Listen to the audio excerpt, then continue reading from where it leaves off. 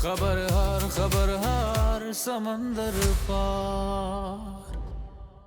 अस्सलाम वालेकुम। खबर हार समंदर पार में खुश आमदेद। मैं हूं आपका होस्ट आफ्ताब इकबाल। ख़वातीन हज़रात, आप सबको हमारी टीम की तरफ से ईद मुबारक।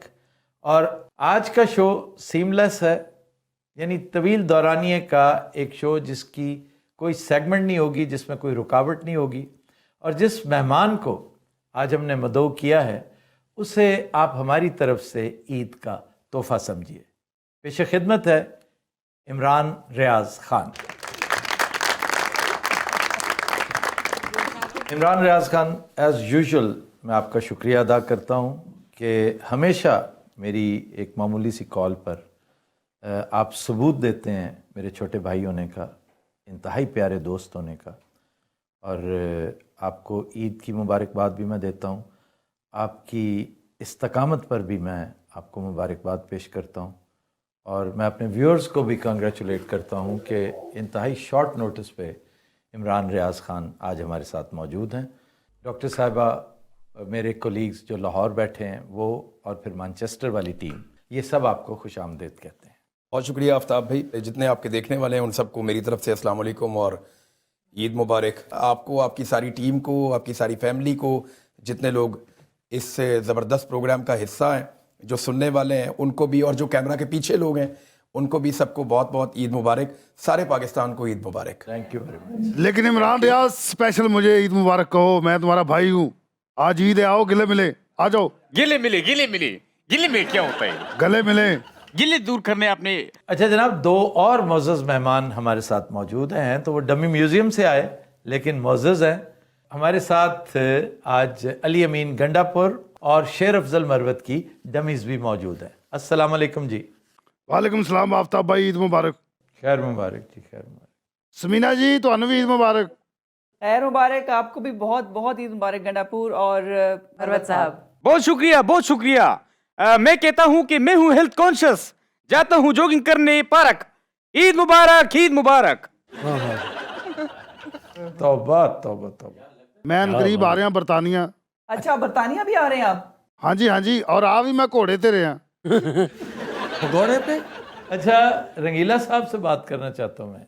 ਵੇਖ ਲਓ ਫਿਰ ਉਹੀ ਗੱਲ ਵੀ ਇੱਥੇ ਵਜ਼ੀਰ ਆਲਾ ਬੈਠਾ ਤੇ ਰੰਗੀਲਾ ਚੜਿਆ ਤੁਹਾਨੂੰ। ਉਹ ਯਾਰ ਈਦ ਦਾ ਦਿਨ ਹੈ और दोवें भरा जनाब इकट्ठे मिले ने, चंगा लग रहा है। मैम कैसी हैं आप? अल्हम्दुलिल्लाह सर, मैं बिल्कुल ठीक हूँ। आप सबको मेरी तरफ से ईद मुबारक। Thank you very much. Nagi साहब, आप खैरियत से हैं? वाला आपने सुनाओ, राजी बाजी ने? अल्हम्दुलिल्लाह। मैंने कहा कि ईद मुबारक जी। आप दोनों को बहुत बहुत ईद मुबारक। आप लोगों के बीच में जो फासले थे वो मैंने कम होते हुए देखे और मैं हैरान हो गया कि ये फासले, सियासत कैसी चीज़ है। इस वक्त तो साथ जुड़े हुए हैं। नहीं, मैं, सियासत एक ऐसी चीज़ है कि मैं इन दोनों के एक दूसरे के बारे में जज्बात बड़ी अच्छी तरह जानता हूँ। बल्कि मेरे दोस्तों के सामने इनमें से एक ने अपने जज्बात बयान कर रखे हैं और दूसरे ने मेरे सामने बयान कर रखे हैं। अच्छा। लेकिन फिर सियासत कैसे इनको करीब लेकर आई, वाह, ये सियासत का एक हुस्न भी है ना। तो अल्लाह ताला इनकी ऐसे ही आपस में दोस्ती, यारी, जो इनका एक जिगरी रिश्ता बन गया, वो अल्लाह ताला कायम रखे। आप तब भी सही कह रहे हैं इमरान भाई, बिल्कुल ठीक कह रहे हैं। हम दोनों में इतनी मोहब्बत है, अभी भी हम एक ही गिलास में 2 स्ट्रॉ से जूस पी के आ रहे हैं। जूस तो गंडापुर साहब पी गए होंगे। हाँ, पीने में बहुत तेज है, में तो कुछ नहीं यूज किया कि। मरवत, अच्छा, पीने पिलाने का तस्करा नहीं होगा, आप मेहरबानी करें। भाई ईद के दिन है, हम तो लौंडे लफाड़े हैं, हम तो एंजॉय करेंगे। ओहो, अच्छा, लौंडे लपाड़े आप किस तरफ से हो गए? आपका शुमार बुजुर्गों में होता है भाई, क्या बात कर रहे हैं? ਇਹ ਮਨਸੂਰ ਨੂੰ ਪੁੱਛੋ, ਰੋਜ਼ ਸਾਨੂੰ ਲੌਂਡੇ ਲਪਾੜੇ ਕਹਿੰਦਾ ਹੈ। डॉक्टर बासित कुछ कहना चाह रहे हैं? जी, गंडापुर साहब की मूछें देख के मुझे एक वाइज आदमी का कॉल याद आ रहा है। उसने कहा था कि यार मूछें रखना बड़ा आसान होता है, इनकी लाज रखना बड़ा मुश्किल होता है। ਇਹ ਜੇ ਬੰਦੇ ਦੀ ਸਾਰੀ ਯਾਦਦਾਸ਼ਤ ਨਾ ਚੀਜ਼ਾਂ ਤੇ ਹੁੰਦੀ ਹੈ। एलसीडी देख के मुझे याद आ रहा है, इसकी मूछें देख के मुझे याद आ रहा है, ये दरख्त देख के मुझे याद आ रहा है, हाँ नया जूता देख के मुझे याद आ रहा है, पल्लियों कख भी नहीं होता। अच्छा इमरान, सबसे पहले आज मैं आपसे पूछना चाहूँगा कि what is your life story. लोग जानना चाहते हैं कि इमरान ने अपने करियर का आगाज़ कहाँ से किया, किस शहर से, और अपने बारे में बताइए ज़्यादा से ज़्यादा। आफ्ताब भाई, मैं कराची में पैदा हूँ और लाहौर में पल के बड़ा हूँ। کراچی سے بہت میں چھوٹا سا تھا بالکل 1 سال کی عمر بھی نہیں تھی لاہور آ گیا سب یا میں شاید پیدا میں نے کراچی میں ہونا تھا تو یہ لوگ وہاں گئے میں وہاں پیدا ہوا واپس آ گیا ٹھیک. بیسیکلی میں لاہور کے ہی رہنے والا ہوں مثال آپ کا سندھ کا ہے؟ نہیں اچھا لاہور وہ یہاں پنجاب کا پنجاب. تو میں پنجاب میں پل کے بڑا ہوا یہیں پہ میں نے تعلیم حاصل کی سرکاری اسکولوں میں لاہور میں تھرو. ہاں جی بیچ میں ایک ایسا اسکول بھی ہے جو آپ کو یاد ہوگا ایک مدرسہ مکتب ہوتا تھا جی جی جی جی جو انہوں نے مسجدوں کے اندر جی جی جی. میں اس میں بھی پڑھا ہوں واہ واہ. اور اس کے علاوہ میں جو ٹاٹوں والا اسکول ہے اس میں بھی پڑھا ہوں اور پھر جب میں بینچ والے اسکول میں گیا تو مجھے بینچ کی قدر ہے کہ وہ کیسا ہوتا ہے یعنی آئی ہیو این آئیڈیا یہ ہمارے بلاول صاحب کو کبھی سمجھ نہیں آئے گی ان لوگوں کو پتہ ہی نہیں چل سکتا مریم کو کہ ایک عام آدمی یا اس کا بچہ جب ٹاٹ پہ بیٹھ کے پڑھتا ہے تو وہ کیا فیل کرتا ہے میں نے وہ فیل لی ہے نا میں ان سے گزرا ہوں ایک غریب آدمی کا جو بچہ ہوتا ہے نا اس کو جب یہ امید لگتی ہے کہ وہ کچھ بن سکتا ہے تو وہ پھر کتاب کو نہیں چھوڑتا اس چکر میں میرا کتاب کے ساتھ رشتہ بن گیا پڑھتا رہا میں نے اندرون شہر لاہور سے ایک گورنمنٹ چشتیہ ہائی اسکول ہے وہاں سے میں نے میٹرک کیا یہ بالکل اس کی بیک سائڈ پہ ہے سیکریٹریٹ کی جی جی. تو وہاں سے میں نے میٹرک کیا وہیں سامنے مزنگ لنک گراؤنڈ کے سامنے بڑا مشہور ہے وہ بابا گراؤنڈ جی جی. تو بابا گراؤنڈ میں کرکٹ کھیلتا رہا ہوں اسی وہی مزنگ لنک ٹیم وہیں کھیلتی اس کو ہاں جی وہ وہاں میں نے بہت کرکٹ کھیلی ہے یعنی ساری کرکٹ میں نے زندگی میں وہاں کھیلی ہے یہیں پہ سامنے کلب تھا ایک جمناسٹک کا اور باکسنگ کا اور اس کا کراٹے کا میں وہ بھی کھیلتا تھا وہاں پہ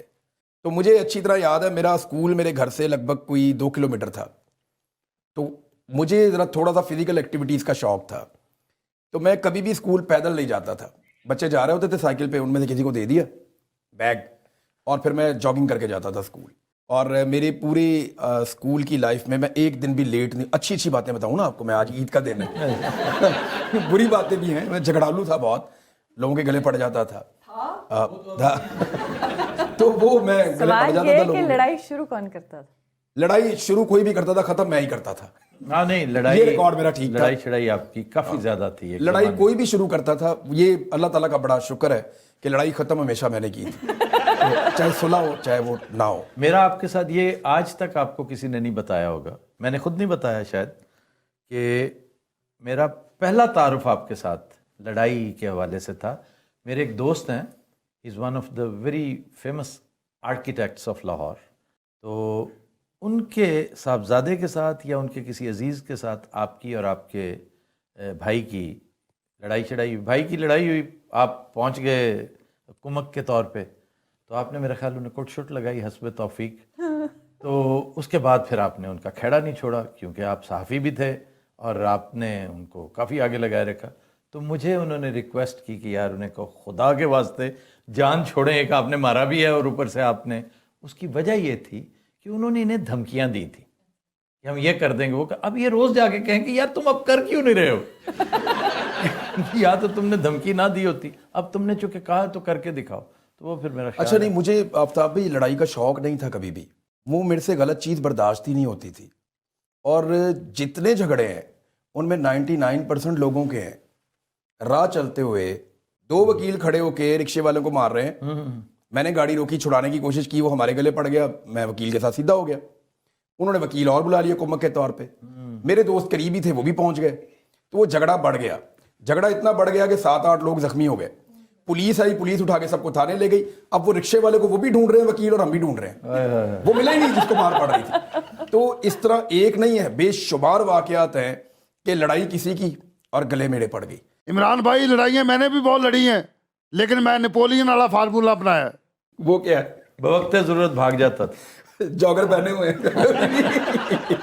گنڈا پور صاحب جاگر آپ نے پہنے ہوئے ہیں ہر وقت اور بس آپ کبھی ڈی میں داخل ہو جاتے تو گول بھی ہو جاتا ڈی چوک میں نہیں داخل ہوئے گنڈا پور صاحب جو ہے نا ان کی خوبی ہے یہ پورے گراؤنڈ پہ راج کرتے ہیں گراؤنڈ کے ہر کونے کے اندر دندناتے ہیں ان کی ساؤنڈ ان کی پریزنس ان کا بھاگنا دوڑنا وہ سب کو دکھائی دیتا ہے یہ پورا کا پورا میچ جو ہے نا اس کے مین آف دی میچ لیکن ڈی میں نہیں داخل ہوتے ڈی سے بالکل پہلے آ کے یہ ڈائیورٹ ہو جاتے ہیں جب تک یہ ڈی میں داخل نہیں ہوں گے تب تک گول نہیں ہوگا اور 2 مرتبہ ایسا ہوا کہ سارے کھلاڑی ڈی میں انتظار کر رہے تھے یہ ڈی میں داخل ہی نہیں ہوئے وہ کہیں اور چلے گئے بیچارے بس وہ انفارچونیٹ ہے کدھر چلے گئے تھے یار بہت اچھے یار کال آف نیچر بھی کوئی چیز ہوندی ہے ہن میں کی ਕੀ ਦੱਸਾਂ ਸਾਰੀਆਂ ਗੱਲਾਂ ਬਾਅਦ ਛੱਡ ਦੇ। ਇਮਰਾਨ ਭਾਈ ਆਏ ਨੇ ਜ਼ਰਾ 4 ਗੱਲਾਂ ਕਰਨ ਦੇ। ਹੋਰ ਬਾਦਸ਼ਾਹ ਸੁਣਾਓ ਕੀ ਹਾਲ ਚਾਲ ਹੈ, ਤਬੀਅਤ से? जी अल्लाह का शुक्र है, मैं अपनी कहानी सुना रहा था, पूरी कर लूँगा। हाँ जी, अच्छा, चिश्तिया मैंने स्कूल जी से वहाँ आगे से पढ़ा, उसके बाद एफसी कॉलेज में चले गए, वहाँ पे पढ़ा, और उसके बाद लॉ पढ़ने के लिए चला गया। तो लॉ मुकम्मल नहीं हुआ मेरे से, यानी तीसरा साल था लॉ का, मुझे जॉब मिल गई। तो कोई इतने लैंडलॉर्ड तो हम थे नहीं, मैं बच्चों को ट्यूशन पढ़ाता था, उसमें पैसे वैसे जमा हो जाते थे। ये ज़रूर था कि मेरे फादर जब पाकिस्तान से बाहर रहते थे, कॉन्गो में वो ड्रिजेस चलाते थे, उसमें वो वहाँ से सोना निकलता है, तो तब बड़े अच्छे हालात थे। फिर जब वो सऊदी अरब में थे, लीबिया में थे, मुख्तलिफ मुल्कों में उन्होंने काम किया, यूरोप में, गल्फ़ में, अफ्रीका में, तो तब बड़ा अच्छा था। लेकिन जब वो बीमार हुए और कुछ प्रॉब्लम्स हो गई, तो बिल्कुल एक दफ़ा हम डाउन भी चले गए थे। अप डाउन आते हैं लाइफ के अंदर, अभी भी यही चल रहा है, ऐसे ही चलता है, कभी ऊपर कभी नीचे। अब मैंने ये पिछले चंद महीने जैसे गुजारे हैं, लाइफ ये इसी का नाम ऐसे ही है, और इसी में आप टेस्ट होते हैं, और इसी पे मजा और भी अगर आता ये है। नहीं आता ना, अगर ये नहीं होता तो फिर ये सीधी सीधी लाइफ तो सारे ही गुजार लेते हैं। कोई अड़पास होनी चाहिए, कोई थोड़ा सा आप इधर जाएं, कोई आपको इधर से पकड़े, कोई आप इधर जाएं। ज़िंदगी आपको जब जीनी है ना, तो मैंने आपको बहुत पहले एक शेर सुनाया था, याद है आपको? मुझे मैंने आप लोगों को बताया था, ये शेर मैंने और भी लोगों को सुनाया था कि जियो तो ऐसे जियो, जिंदगी को रश का है, मरो तो मौत कहे कौन मर गया यारो। तो जीने का भी तरीकाकार होना चाहिए, मरने का भी तरीकाकार होना चाहिए। आप दुनिया में आए, लोग आपको याद रखें कि आपके आने से फ़र्क पड़ा। यस, आप मौजूद हैं तो लोग कहें कि यार ये मौजूद है, अपने वजूद का एहसास दिलाएं आप। बहुत सही बात और कर जब रहे आप नहीं हैं तो लोग ये याद करें कि यार वो होता ना इस वक्त, जैसे अरशद शरीफ आज नहीं है ना, आप सारे याद करते हैं कि वो होता तो वो क्या करता। जी जी, वो ऐसे नहीं था कि वो आया और चला गया और भूल गए लोग। बेशुमार सहाफ़ी फौत हो जाते हैं, कौन याद रखता है? आज पूरी कौम अरशद शरीफ को याद रखती है। तो ये मैं 2007 में जी मैंने फिर ज्वाइन कर लिया मीडिया, और एक्सप्रेस न्यूज़ नया नया आया था। पहला पड़ाव नहीं, मैंने कोशिश बहुत की मीडिया में जाने की। एक्चुअली हुआ ये कि मुझे 2004-05 में मुझे ये शौक हुआ कि मुझे मीडिया में जाना है। तो मैं जॉब करता था, एक अमेरिकन मल्टीनेशनल कंपनी थी, उनके साथ मैं असिस्ट करता था, ह्यूलेट पैकेट नाम था उसका। हाँ, ह्यूलेट पैकेट, उसमें मैं वो करता था, उनको असिस्ट, तो पैसे वैसे भी अच्छे मिल जाते थे। मेरा चांस था कि मैं अमेरिका भी चला जाता, तो वो एक करियर था वहाँ पे, और अच्छे खासे पैसे भी मिलते थे, गाड़ी वाड़ी भी मैं चला लेता था, और सारा ऑफिस भी अच्छा खासा था। मैं अकेला ही होता था, यहाँ पे ज़्यादा लोग नहीं थे, काम भी कोई नहीं था इतना करने वाला। तो मुझे उस वक्त ये जनून चढ़ गया कि मुझे जर्नलिस्ट बनना है, और मैं खबरें पढ़ना, ज़्यादा उसके साथ अपने आप को एंगेज करना। मैंने मैस कॉम नहीं किया हुआ था, लेकिन मैंने हर वक्त टेलीविजन देखता था, मैं न्यूज़ सुनता था, मैं न्यूज़ पढ़ता था, मैं और जो जर्नलिस्ट हैं उनके साथ उठने बैठने की कोशिश करता था मैक्सिमम, कि मैं जाऊं, इनसे सुनूं, समझूं कि ये कैसे करते हैं। मुशर्रफ का दौर था ये। मैं ये सब करता था। तो इसमें हुआ ये कि एक्सप्रेस न्यूज़ इन्होंने लॉन्च किया, तो इन्होंने क्राइटेरिया लिख दिया सिंपल ग्रेजुएशन का, क्योंकि मैं तो लॉ वाली साइड का आदमी था, तो मेरा यहाँ ताल्लुक ही नहीं था। तो मैंने वो अप्लाई किया, इन्होंने मुझे इंटरव्यू के लिए बुला लिया। सुल्तान लखानी साहब वाज देयर। तो आप सुल्तान लखानी साहब को भी जानते हैं, बड़ी ज़बरदस्त पर्सनैलिटी हैं वो। तो सुल्तान साहब ने मुझे तजर्बाती तौर पे रखा, क्योंकि उन्होंने मुझे एक सवाल किया था बड़ा, आपको बिल्कुल आप समझ जाएंगे कि सुल्तान साहब का ये सवाल हो सकता है। उन्होंने कहा, मिस्टर आपकी सीवी मेरे हाथ में है, और आप सिंपल आपका ये ग्रेजुएशन है आपकी, बाहर जो लड़के बैठे हुए हैं उनमें बहुत सारे मास्टर्स किए हुए हैं, मैं उनके बजाय आपको क्यों रखूँ? ये उनका क्वेश्चन था। तो मैंने कहा जी जहाँ पे वो नहीं जाएंगे ना, मुझे बोलिए, मैं चला जाऊँगा। उन्होंने कहा श्योर। मैंने कहा बाहर बैठ जाए। फिर बैठ गया मैं। मेरा 3 दफ़ा इंटरव्यू हुआ, और साकिब नूर साहब वहाँ पे एक थे, उन्होंने मुझे बुला के कहा कि इमरान साहब हम तजर्बाती बुनियादों पे आपको रख रहे हैं, तो आप सैलरी क्या ले रहे हैं वहाँ पे जहाँ आप काम कर रहे हैं? मैंने कहा जी वो छोड़ दें, आपने देनी नहीं, मैंने पता कर लिया, जो आप दे रहे हैं मुझे दे दें, वो मैं ले लूँगा। तो मैं 4 गुना कम सैलरी पे आया था, जो काम मैं कर रहा था उससे 4 गुना कम सैलरी पे मैं ये काम करने आया था। और मैंने उन्हें कहा था, साकिब नूर साहब गवाही देंगे, मैंने कहा था मैं एक दिन आपसे बहुत पैसे लूँगा, और वो उतने पैसे ले लूँगा जितने मैं कमा रहा हूँ, बल्कि उससे भी ज़्यादा ले लूँगा। तो वक्त बदला, चीज़ें बदली। मैंने आफ्ताब भाई उन 5 सालों में लाहौर ब्यूरो में मैं रिपोर्टिंग करता था, उन 5 सालों में मेरी शादी की सिर्फ 3 छुट्टियाँ, और कोई छुट्टी नहीं है। मैं वीकेंड भी छुट्टी नहीं करता था। मैं किसी और को, जो दूसरे शहरों से आने वाले हमारे नौजवान हैं, रिपोर्टर्स हैं, उन्हें देता था कि आप चले जाएं। ईद पे कभी छुट्टी नहीं करता था।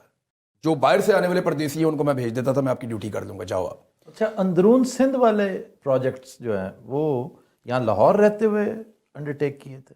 कौन सा वाला आप कह रहे हैं? जो अंदरून सिंध आपने एक वो जो डाकुओं के कच्चे के इलाके में, नहीं, वो जब मैंने देखे 5 साल मैंने रिपोर्टिंग की है, फील्ड रिपोर्टिंग की है।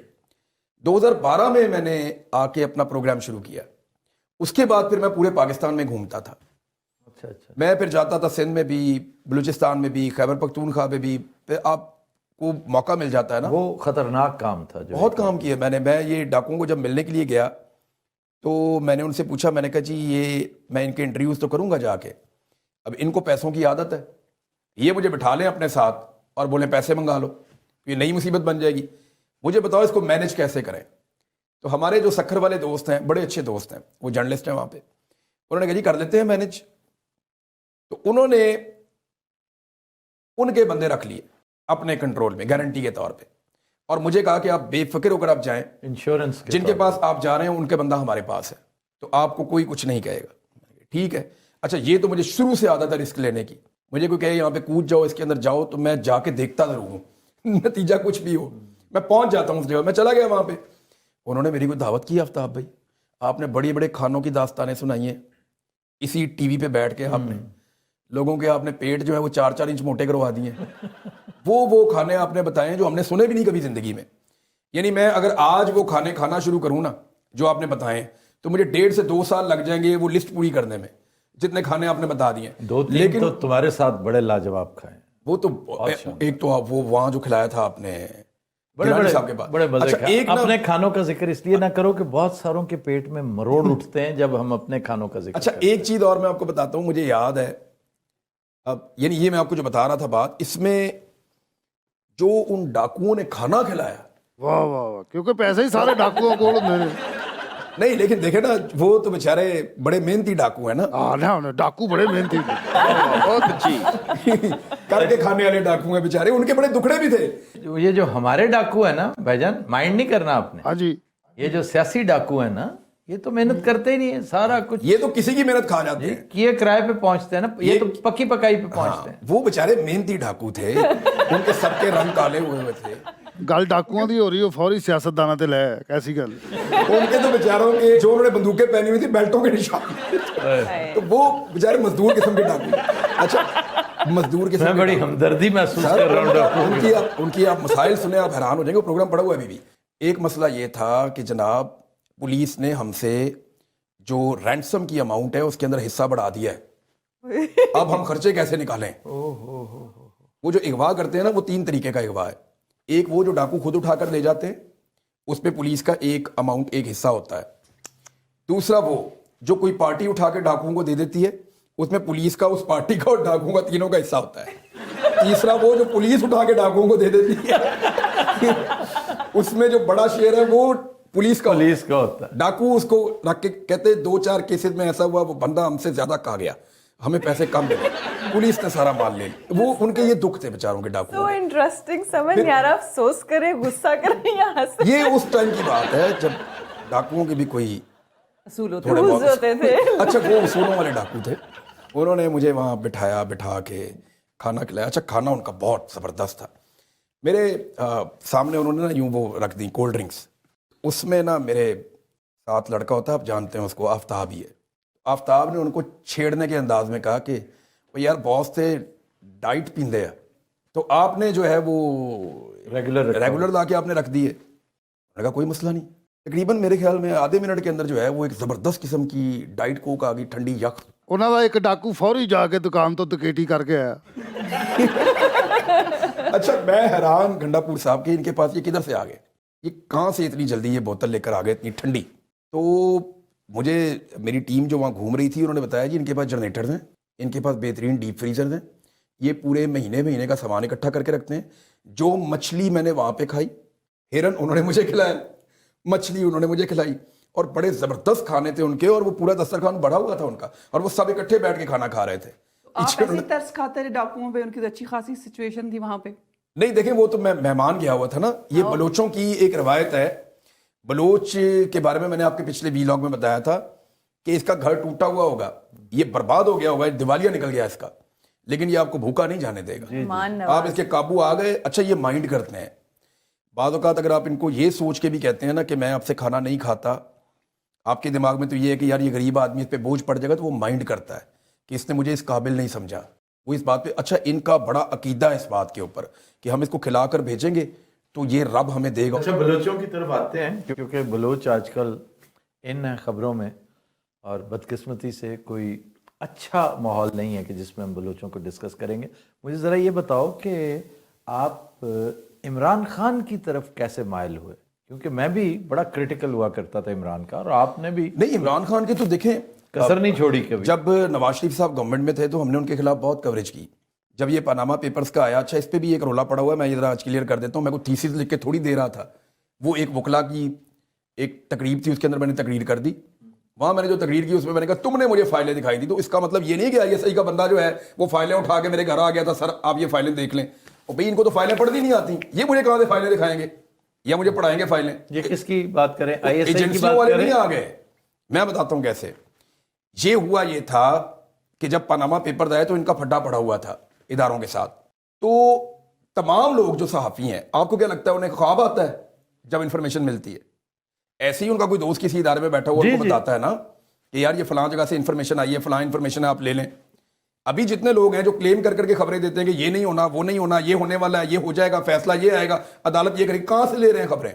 اسٹیبلشمنٹ کے لوگ ہی دے رہے ہیں نا، کہیں نہ کہیں سے کوئی نہ کوئی. تو اسی طرح مجھے میرے ایک دوست نے جو تعلق والے تھے، ان کے اندر ایک پالیسی چل رہی تھی کہ نواز شریف کے ساتھ ان کا پھڈا ہے، اور نواز شریف کی چل رہی تھی کہ میں ان کو نہیں چھوڑوں گا. اور اس وقت نواز شریف صاحب کا پاناما پیپر کھل گیا جس میں ان کا کوئی تعلق نہیں تھا. یہ معاملات ان کے نواز شریف کے کرپشن کے چل رہے تھے نیب کے اندر، اور یہ پرانے پینڈنگ بھی چلے آ رہے تھے بہت سارے معاملات. عمران خان نے کوئی کیس نہیں بنایا ہوا تھا. تو مجھے میرے 2-3 دوستوں نے جو اسٹیبلشمنٹ کے اندر کے تھے، ملٹری اسٹیبلشمنٹ کے، انہوں نے مجھے نیب کے آفیسر سے ملوایا کہ خان صاحب ہم آپ کا رابطہ کروا دیتے ہیں، یہ اچھے لنکس ہیں، یہاں سے آپ کو خبریں مل جایا کریں گی. تو میں نے پھر نیب کے دفتروں کے اندر ٹائم گزارنا شروع کیا. میں وہاں 6-6 7-7 گھنٹے بیٹھتا تھا جا کے، اور ان سے فائلیں لے کے پڑھتا تھا. تھرو مجھے انہوں نے کروایا تھا کہ یار آپ خبریں وہاں سے آپ کو مل جائیں. دیکھیں مجھے اگر آپ تھرو کروا دیں کسی جگہ پہ، عمران یار یہ بندہ بڑا اچھا سورس ہے، یہاں سے آپ کو خبریں ملیں گی، تو میں تو آپ کا شکریہ ہی ادا کروں گا نا. تو ان کا پھڈا پڑا ہوا تھا نواز شریف وغیرہ سے، اور میں خبریں لے رہا تھا. اب اصول تو یہ ہوتا ہے نا کہ آپ سوال پوچھتے ہیں. میں نے سوال نامہ بھجوایا شریف خاندان کو. سب سے پہلے میں نے پرویز رشید صاحب کو، آصف کرمانی صاحب کو، یہ گواہی دیں گے. میں نے ان لوگوں کو کہا کہ یہ ایشو آ گیا، اس کے اوپر شریف فیملی کی ترجمانی جس نے کرنی ہے وہ آ کے بتا دے. میں یہ سارا میں نے دیکھا ہے ڈاکومنٹ، اور میں چاہتا ہوں کہ آپ جواب دیں ان کے بہاف پہ آ کے، یا ان کی فیملی دینا چاہتی ہے تو میرا انٹرویو کروا دیں. انہوں نے مجھے جواب نہیں دیا، لارا لگایا. میں نے ان کو سوال نامہ بھجوایا لکھ کے کہ ان کے آپ جواب دیں. یہی کر سکتا نا ایک صحافی. انہوں نے مجھے اس کے جواب بھی نہیں دیے.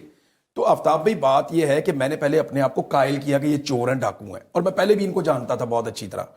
مجھے ان کی کرتوتیں پہلے بھی پتا تھیں، اور انہوں نے مجھے ذاتی طور پہ، اگر مجھے پاکستان میں میری اپنی زندگی میں پوری میں کسی نے رشوت آفر کی ہوئی ہے نا اپنے پورے کریئر میں، تو وہ پہلی مرتبہ انہوں نے کی ہوئی ہے. یہی پی ایم ایل این نے، ان کی پنجاب میں گورنمنٹ تھی، اور وہ انکار کر کے ان کے ساتھ میرا پہلا پھڈا ہوا تھا. کیونکہ ان سے اگر آپ پیسے نہ لیں یا ان سے آپ فائدہ نہ لیں تو ان کو لگتا ہے کہ آپ ان کے خلاف ہیں. آپ ان میں سے نہیں ہیں. دوسری جو آفر جو بہت بڑی زندگی میں مجھے سب سے بڑی آفر آئی، وہ یہ جو ابھی انہوں نے چونچوں کا مربع اسٹیبلشمنٹ نے بنایا، یہ آئی پی پی والا، یہ جو سارا گند ڈالا، یہ ان کے اور اسٹیبلشمنٹ کے لوگوں نے مل کے میرے پاس بندے بھیجے کہ اب الیکشن آنے والا ہے، 11 دن باقی رہ گئے ہیں، آپ آج وی لاگ شروع کرنے لگے ہیں، یہ 11 دن آپ ہمارے نکلوا دیں. آپ نے وی لاگ نہیں کرنا، 9 تاریخ سے آپ کا جو دل کرے گا آپ بولیے گا. کیونکہ اس وقت ان کو لگتا تھا کہ 8 تاریخ کو یہ سارا کچھ مینج کر لیں گے اور 9 تاریخ کے بعد بکھیڑا ہمیشہ کے لیے ختم ہو جائے گا. انہیں یہ تو آئیڈیا ہی نہیں تھا کہ 9 کے بعد تو جنگ شروع ہونی ہے، لڑائی تو لگنی 9 کے بعد، اور انقلاب 8 کو آنا ہے. تو ان کے دماغ میں یہ تھا کہ 8 کو ہم سارا کچھ ڈیسائیڈ کر لیں گے. انہوں نے کہا جی 9 تاریخ سے آپ جو مرضی بولیے گا، آپ کا نام کسی ای سی ایل میں نہیں ہوگا، دنیا کے جس ملک میں آپ چاہیں گے آپ رہیں گے. اور یہ 2 صحافی تھے جو میرے پاس لے کے آئے آفرز، اور ایک وکیل جو میرے پاس یہ آفر لے کر آئے. انہوں نے کہا جی جو پیسہ آپ بولتے ہیں 50 کروڑ سے انہوں نے آفر شروع کی تھی صرف. یہ پاکستان کی اسٹیبلشمنٹ کا اور ان کی بنائی ہوئی پارٹیوں کی حالت تھی کہ جی ہمیں آپ سپورٹ نہ کریں، صرف آپ 11 دن چپ رہ جائیں، اور 12ویں دن سے آپ جو مرضی بولیں، ہمیں آپ گالیاں دیں، نہ آپ کا نام ای سی ایل میں ہوگا، جہاں دنیا میں دل چاہتا ہے آپ جائیں. یہ ان کی آفر تھی. تو میں نے کہا جی میں نے تو اس دن کے لیے دعائیں مانگی ہیں کہ میں ٹھیک ہو جاؤں. اب میرے رب نے مجھے ٹھیک کر دیا ہے، اب یہ میرا ٹیسٹ ہے، کیونکہ رب نے میرے پہ فضل کیا. مجھے تو خود نہیں لگتا تھا کہ میں جلدی اپنے آپ کو سیٹ کر پاؤں گا. سائیکولوجیکل میں بہت ڈسٹرب ہو گیا تھا, میں فزیکل بہت ڈسٹرب ہو گیا تھا, مجھے بولنے میں بہت پرابلم تھا. انہوں نے مجھے بری طرح مجھے شیک کر کے رکھ دیا تھا, ایسی بری حالت کی تھی انہوں نے میرے بڑے ملٹیپل ایسے پرابلمس ہیں جو میں نے ابھی تک کسی کو بتایا ہی نہیں ہے. میرے ساتھ وہ اس قسم کے پرابلمز ہوتے تھے کہ میں آپ کو بتاؤں گا لوگ ہل جائیں گے. انہوں نے میرے ساتھ وہ سلوک کیا کہ کوئی جنگی قیدی کے ساتھ نہیں کرتا. لیکن اللہ تعالیٰ نے مجھے شفا دی, میں ٹھیک ہوا.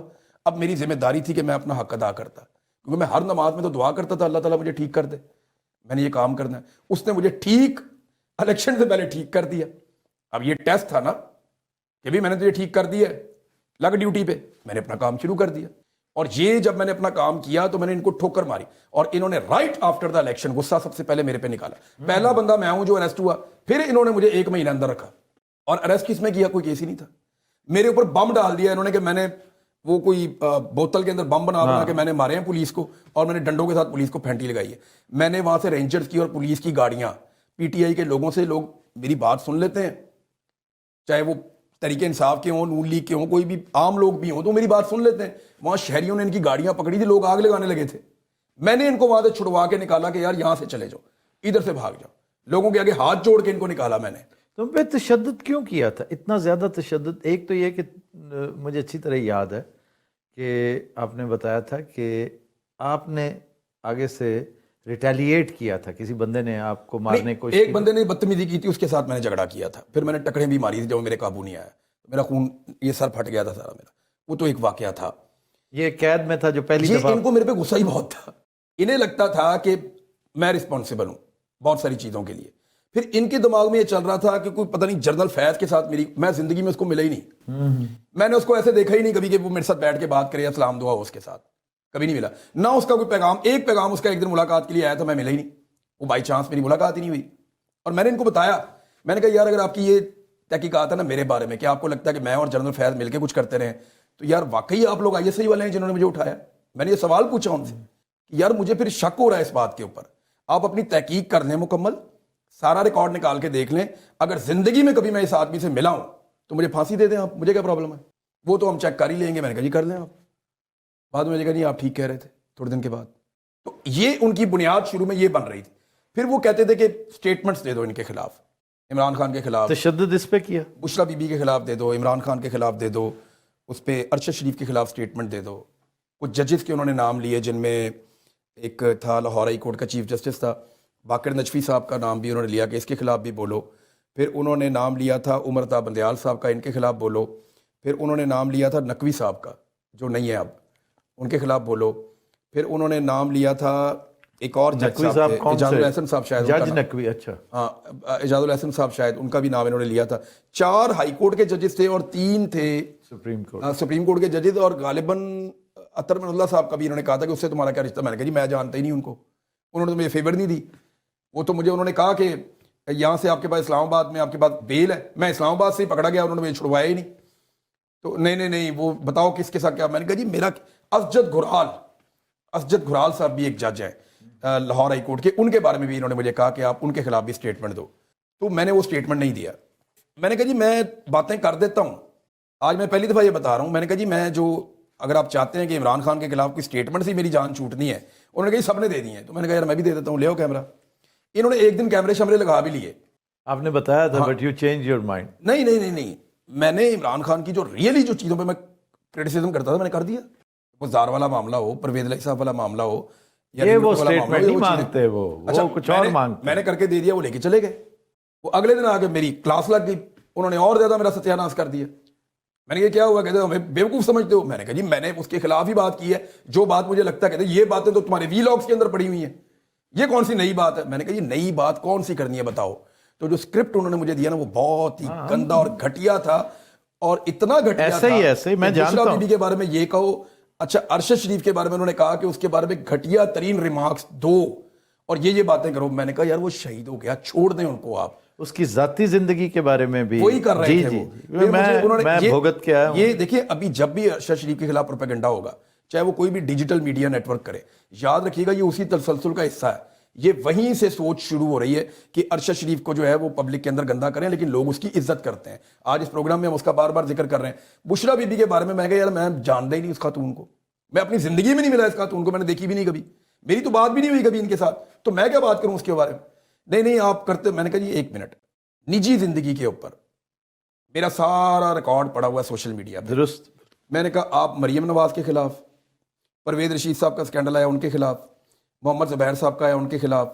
میں نے کہا میرے جو بدترین مخالفین جنہوں نے میرے ساتھ بڑی زیادتی کی ہے, ایون حمزہ شہباز نے مجھے اٹھا کے میرے پہ 19 پرچے دے دیے. میں نے کہا جی ان میں سے کسی کی بھی نجی زندگی پہ اگر میں نے 2 جملے بولے ہیں, کسی نے کوئی جو اچھا جینون صحافی ہے, سوال ہی پیدا نہیں ہوتا کسی کی نجی زندگی کے بارے میں. میں نے کہا جی 2 جملے اگر میں نے بولے ہیں کسی کے بارے میں تو بھائی جان میں یہ کر دیتا ہوں ویڈیو. آپ کو کنونس کرنے کی کوشش کی گئی, عمران خان کے قصے سنائے گئے کہ اس نے, اس کے دوستوں نے, خاص طور پہ عمران خان کے ایک مرحوم دوست جو سابق بینکر تھے, نعیم الحق جو تھے, ان کے بڑے قصے سنائے مجھے, اور بڑا کنونسنگ انداز میں کہ یہ, میں نے کہا جی یہ آپ 100% ٹھیک کہہ رہے ہوں گے, ایسا ہی ہوگا. اس میں عمران خان کدھر سے آیا کہ نہیں جی دوست تو اسی کا تھا نا. نہیں انہوں نے مجھے وہ قائل کرتے تھے کبھی کبھی کہ دیکھیں جی عمران خان تو ایسا ہے, وہ ویسا ہے. وہ انکار نہیں کرتا کہ ایک زمانہ تھا. انہوں نے نا ایک آدمی کو مارا, مجھے آواز آ رہی تھی, مجھے اس کی آواز سے لگ رہا تھا وہ بزرگ آدمی ہے, اور وہ یہ کہہ رہا تھا کہ دیکھو میری سفید داڑھی ہے, اس طرح وہ بات کر رہا تھا. اس کو وہ مار رہے تھے تو اس کو انہوں نے کہا تو ہمارے ساتھ دعا کر ایک پھر کہ یا اللہ میری بیٹی کو عمران خان جیسا بر عطا فرما, آمین. یہ کہہ تو اس نے کہہ دیا ہوگا, اس نے دعا کر لی, انہوں نے اس کو کٹنا شروع کر دیا. وہ یہ ثابت کرتے تھے کہ عمران خان ایک, وہ کہنا چاہتے تھے کہ بد کردار آدمی ہے, یہ کہنا چاہتے تھے. یہ وہ پرانے عمران کا بڑا تذکرہ, وہ اس کی ہر چیز کو نیگیٹو اور اس میں لے کر جاتے تھے کہ وہ ایکچولی یہ چاہتے تھے کہ اس کی کریکٹر اسیسینیشن وہ کرتے تھے, اور بار بار وہ یہی کہتے تھے کہ یہ آدمی اس کریکٹر کا نہیں ہے جتنی اس کو لوگ عزت دے رہے ہیں. جو تم سمجھتے ہو, تمہیں نہیں پتا کہ یہ کیسا ہے, یہ کیا ہے, یہ کیسے ہے. وہ ہمیشہ اس کی کریکٹر اسیسینیشن. اور اچھا میرے نزدیک نا یہ پرابلم ہی کوئی نہیں ہے. کریکٹر میں یہ مانتا ہوں کہ آپ اپنے موقف کے اوپر کھڑے ہیں, کریکٹر یہ میں مانتا ہوں کہ آپ کرپشن نہیں کر رہے, کریکٹر میں یہ مانتا ہوں کہ آپ اپنے ملک کے خلاف نہیں جا رہے, کریکٹر میں یہ مانتا ہوں کہ آپ عوام کا پیسہ ضائع نہیں کر رہے. فرض کریں وہ خود کہتا ہے کہ یار میں کوئی فرشتہ نہیں تھا. جب وہ فرشتہ نہیں تھا, فرشتہ تو کوئی بھی نہیں ہوتا, لیکن اس وقت بھی اس نے برائی کو پروموٹ نہیں کیا. جی بالکل نہیں. تو آج بھی عمران خان جو ہے وہ خود بھی کلیم نہیں کرتا جو بات آپ کہہ رہے ہیں. انہوں نے نا مجھے ایک بات پہ بڑا عجیب لگا. اب مجھے ایک آفیسر نے نا, مجھے ایگزیکٹلی پتا تھا کہ یہ ISI لاہور والا آفس ہے اور اس کی بیسمنٹ ہے. تو انہوں نے, میں نے ان کو بتا بھی دیا تھا, میں نے کہا یہ ISI لاہور کا آفس ہے, اس کی بیسمنٹ ہے, آپ مجھے بلا وجہ ادھر ادھر کی نہ گھمائیں. یہ کہتے تھے آپ پشاور میں ہیں. میں نے کہا جی میں لاہور میں ہوں. انہوں نے گھمایا ہی بہت مجھے لانے سے پہلے نا, پٹیاں باندھ کے, تو ان کو لگا اس کو نہیں سمجھ آئے گی. تو واقعی مجھے سمجھ نہیں آئی. میں نے کہا یہ لاہور ہے. کہتے ہیں آپ کو کیسے پتا ہے؟ میں نے کہا جی میں نہیں بتاتا. کافی دن کے بعد نا انہوں نے کہا اچھا چلو یہ تو بتا دیں نا, آپ کوئی اور بات پوچھ رہے تھے, بہت پریشر ڈالے, یہ تو بتا دیں وہ کیسے پتا چلا تھا کہ وہ لاہور تھا. میں نے کہا جی یہ اب جو ہے نا یہ راول پنڈی اور اسلام آباد کے پاس ہوں میں, کہیں پہ بیچ میں ان بٹوین. وہ کہتے ہیں یہ کیسے پتا چلا؟ میں نے کہا جی یہ, میں کہتے چلو لاہور والا ہی بتا دو. میں نے کہا جب آپ مجھے پھینٹی لگاتے تھے نا تو وہ دوائی لے کے آتا تھا, اس دوائی کے اوپر CMH لاہور لکھا ہوتا تھا, اے پی جے تاڑی انٹیلیجنس. سمجھ آئیے آپ کو بات کی آفتاب بھائی؟ یہ ہماری انٹیلیجنس کی حالت ہے یار. یہ تو بڑی کلیئر چیز تھی. اس کا مطلب میں نے تو بڑی مخفی چیز سے پہچانا تھا. پتہ ہے کتنی کلیئر چیز ہے, دیکھیں آپ. ڈو یو ریمبر میں نے کس سے پکڑا تھا؟ انہوں نے پلے تو پچھان لیا سی, بلے سے. میرا روزہ تھا اس دن. اچھا یہ بلے لے کے, تو یہ بلے لے کر اور ریگل چوک میں کہ یار یہ میں بڑا بھلا شناس ہوں اور میں نے یہ بھلا پہچان لیا ہے. اب آپ کو پتا ہے کہ اس جگہ کا ریگل چوک سے کتنا فاصلہ ہے؟ سٹونز تھرو ہے, بالکل ساتھ. اس جگہ پہ نا انہوں نے, میں نے ان کو ہر شہر بتایا جہاں جہاں مجھے لے کے گئے. بعد میں انہوں نے تقریباً 120 دن مجھے ایک ہی جگہ پہ رکھا. پھر انہوں نے مجھے کئی شہر پھرائے بھی ہیں. میں ہر شہر بتاتا تھا کہ یہ وہ شہر ہے. کہتے تھے کیسے پتہ چلتا ہے؟ تو میں نے ہر شہر کی ان کو 2-3 شہروں کی ان کو میں نے وجہ بتائی, تو واقعی ہی بس سرپرائز. عمران کی طرف مائل کیسے؟ ایک عمران خان صاحب کی طرف راغب ہونے والا جو معاملہ ہے, دیکھیں عمران خان کا ایک تو چیز میں آپ کو پہلے بتا دیتا ہوں. میں نے ان سب کے انٹرویوز کیے ہوئے ہیں, لیکن میں نے محسوس کیا کہ پاکستان میں صرف 2 ایسے لوگ تھے جن کا آپ انٹرویو کرتے تھے تو ان کو کبھی پرابلم نہیں ہوتا تھا. وہ آپ سے کبھی طے ہی نہیں کرتے تھے یہ پوچھو یا یہ نہ پوچھو. ایک عمران خان, دوسرا پرویز مشرف. وہ بہت دلیر آدمی تھا پرویز مشرف, چاہے وہ ڈکٹیٹر تھا, اس سے اختلاف ہمارا ہمیشہ رہے گا, لیکن وہ انٹرویو دے دیتا تھا, کھل کے بات کر لیتا تھا. پرویز مشرف اس معاملے میں ٹھیک تھا. تو ایک تو میرے دماغ میں یہ بات تھی کہ یہ باقیوں سے بہتر ہے, فلیکسیبل بھی ہے, جمہوری بھی ہے, یہ بات پوچھنے بھی جاتا ہے, بات کا جواب بھی دیتا ہے اور لاجیکل بھی ہے. تو اس کو موقع ملنا چاہیے گا, اور یہ ایک نئی کلاس کو پالیٹکس میں لا. यंगस्टर्स को। मिडिल क्लास जो आपकी इररेलेवेंट थी, जो सिर्फ बैठ के चाय कॉफ़ी के ऊपर वो ये कह देते थे कि ये सारे गंदे हैं सियासतदान, इन्होंने मुल्क लूट बर्बाद कर दिया, हम तो भाई सियासत के अंदर है ही नहीं। पाकिस्तान में ट्रेंड ये होता था कि भाई सियासत की बात ना करे कोई। फ़ख्र की बात ये मानी जाती थी कि ये एंटी पॉलिटिकल आदमी है, ये पॉलिटिक्स से नफरत करता है। ए पॉलिटिकल ए पॉलिटिकल है ना, ये एंटी है, ये पॉलिटिक्स से नफरत करता है। ये फैशन में था, ये फैशन में था। जैसे एक दौर फैशन में था कि आप बहुत प्रो आर्मी हैं या प्रो मिलिट्री हैं, तो आप, ये फैशन में था, ट्रेंड में था। एक जमाना था कम्युनिस्ट होना, सोशलिस्ट होना, एथिस्ट होना, ये भी एक फैशन में था, फेमिनिस्ट होना। तो इमरान खान ने ये फैशन तोड़ दिया। उसने वो क्लास जो बड़े पाकिस्तान बनने के बाद से इररेलेवेंट चल रही थी, रेलिवेंट कर दी पॉलिटिक्स में। और आज वो सारे इस बात पे फख्र करते हैं, चौकों में चौराहों में लोग कहते हैं यार मैं पॉलिटिकल आदमी हूँ और मैं इमरान खान का नज़रिया फॉलो कर रहा हूँ। तो मुझे उस वक्त लगता था कि इमरान खान इनसे बेहतर है, हालांकि मैं इमरान खान की बीट नहीं करता रहा कभी। अच्छा, मैं ये नून लीग की बीट करता रहा हूँ, इसलिए मैं इनको ज़्यादा जानता भी हूँ। मुझे लगा कि इमरान खान जो है वो इनसे बेहतर है। अच्छा, लेकिन कोई ऐसे नहीं था। 2014 में आपको पता मेरी नौकरी क्यों गई थी? मुझे ये दबाव डाला गया मेरे इदारे की जानिब से। इदारे में कुछ लोग काम कर रहे थे, यूसुफ बेग मिर्ज़ा वगैरह, धरना डेज पे उन्होंने मेरे पे दबाव डाला कि एस्टेब्लिशमेंट का दबाव है कि आप इस धरने को बड़ा करके दिखाएं, इसको ह्यूज बताएं, और वो चाहते हैं कि आप फील्ड से रिपोर्ट करें। मैंने कहा जी मैं फील्ड में जाऊंगा, ये जितना होगा ना मैं उतना ही बताऊंगा, ना मेरे से छोटा बड़ा होगा तो ना बड़ा छोटा होगा। मैंने जो रियल देखूंगा वो मैं रिपोर्ट कर दूंगा आपको, फिर ना कहिएगा मुझे। इस बात पे मेरी लड़ाई हो गई, फड्डा हो गया, मैं ऑफ एयर हो गया, मैंने चैनल छोड़ दिया। तो फिर इसका मतलब है कि पहली वाली नौकरी आपकी इस वजह से गई कि आपने वो धरना बड़ा दिखाने से इनकार कर दिया। देखें, एस्टेब्लिशमेंट की उस वक्त ख्वाहिशात ये थी कि इसको बड़ा करो। मैंने कहा जी जितना है ये इतना ही रहेगा। ये फसाद की जड़ तब भी इमरान खान ही था। वो जी नहीं, उन्होंने कहा जी नहीं ये पसंद आ रही तो इसको ऑफ एयर करें। मुझे ऑफ एयर कर दिया, बाद में मैं वो नौकरी से निकाल, मैं दूसरी नौकरी में चला गया। फिर सुल्तान साहब ने वो बंदे निकाले और मुझे वापस बुला लिया। तो एंड ऑफ द डे तो यही होता है ना, अभी भी एंड ऑफ द डे यही होगा। ये सारा कुछ ऐसे तो नहीं रहेगा, ये बदल जाएगा। मैं मुझे लगता था कि इमरान खान बेहतर है। 2018 में इमरान खान साहब की गवर्नमेंट बनी और देखें पाकिस्तान के सारे सर्वेस कह रहे थे कि इमरान खान की ही गवर्नमेंट बन रही है। ये तो इन्होंने इमरान खान को बैसाखियां पकड़ाने के लिए धांधली की है। ये आरटीएस जो बंद हुआ था, इमरान खान साहब को चाहिए था रोला डालते, वो बताते कि आरटीएस बंद होने का इमरान खान को कितना नुकसान हुआ है। ये पीएमएलएन ने शोर भी मचाया और ये चोर मचाए शोर वाला मामला था। जी जी जी, जो इन्होंने किया, ये इनकी नाहली थी कि इन्होंने ये किया, होने दिया। अच्छा, अब इसके अंदर मैं आपको एक चीज बताता हूं कि जब ये इमरान खान साहब की गवर्नमेंट थी ना, तो ये रिंग रोड का स्कैंडल मैं लेके आया था और ये इमरान खान साहब के ऊपर एक बहुत बड़ा प्रेशर बिल्ट हो गया था। इस्लामाबाद पिंडी मैं लेकर आया था और इनके वज़रा उसके अंदर फंस गए थे। मेरे खिलाफ प्रेस कॉन्फ्रेंसें करवाई गई थी इस्लामाबाद के अंदर, और जिन लोगों ने की थी वो सारे अल्हम्दुलिल्लाह आज इमरान खान की पार्टी छोड़ के चले गए हैं, एक आधा छोड़ के। उसके बाद उस्मान बुज़दार के ऊपर मेरी और इमरान खान की जो एक जंग रही है, मैंने 12 प्रोग्राम उस्मान बुज़दार के खिलाफ किए हैं और सब में अलग अलग कंटेंट था। और ये मुखालफत बराए मुखालफत नहीं थी, सब में मैं तहकीक करके चीज़ें लेकर आता था सबूतों के साथ। बुज़दार साहब ने मेरे पे कानूनी कार्रवाई भी शुरू करवाई। अच्छा, तो मैंने बुज़दार साहब को जवाब दिया, मैंने कहा जी बिल्कुल आप करें, मैं आपका हर जगह सामना करूंगा, मेरे पास सबूत हैं, आ जाएं।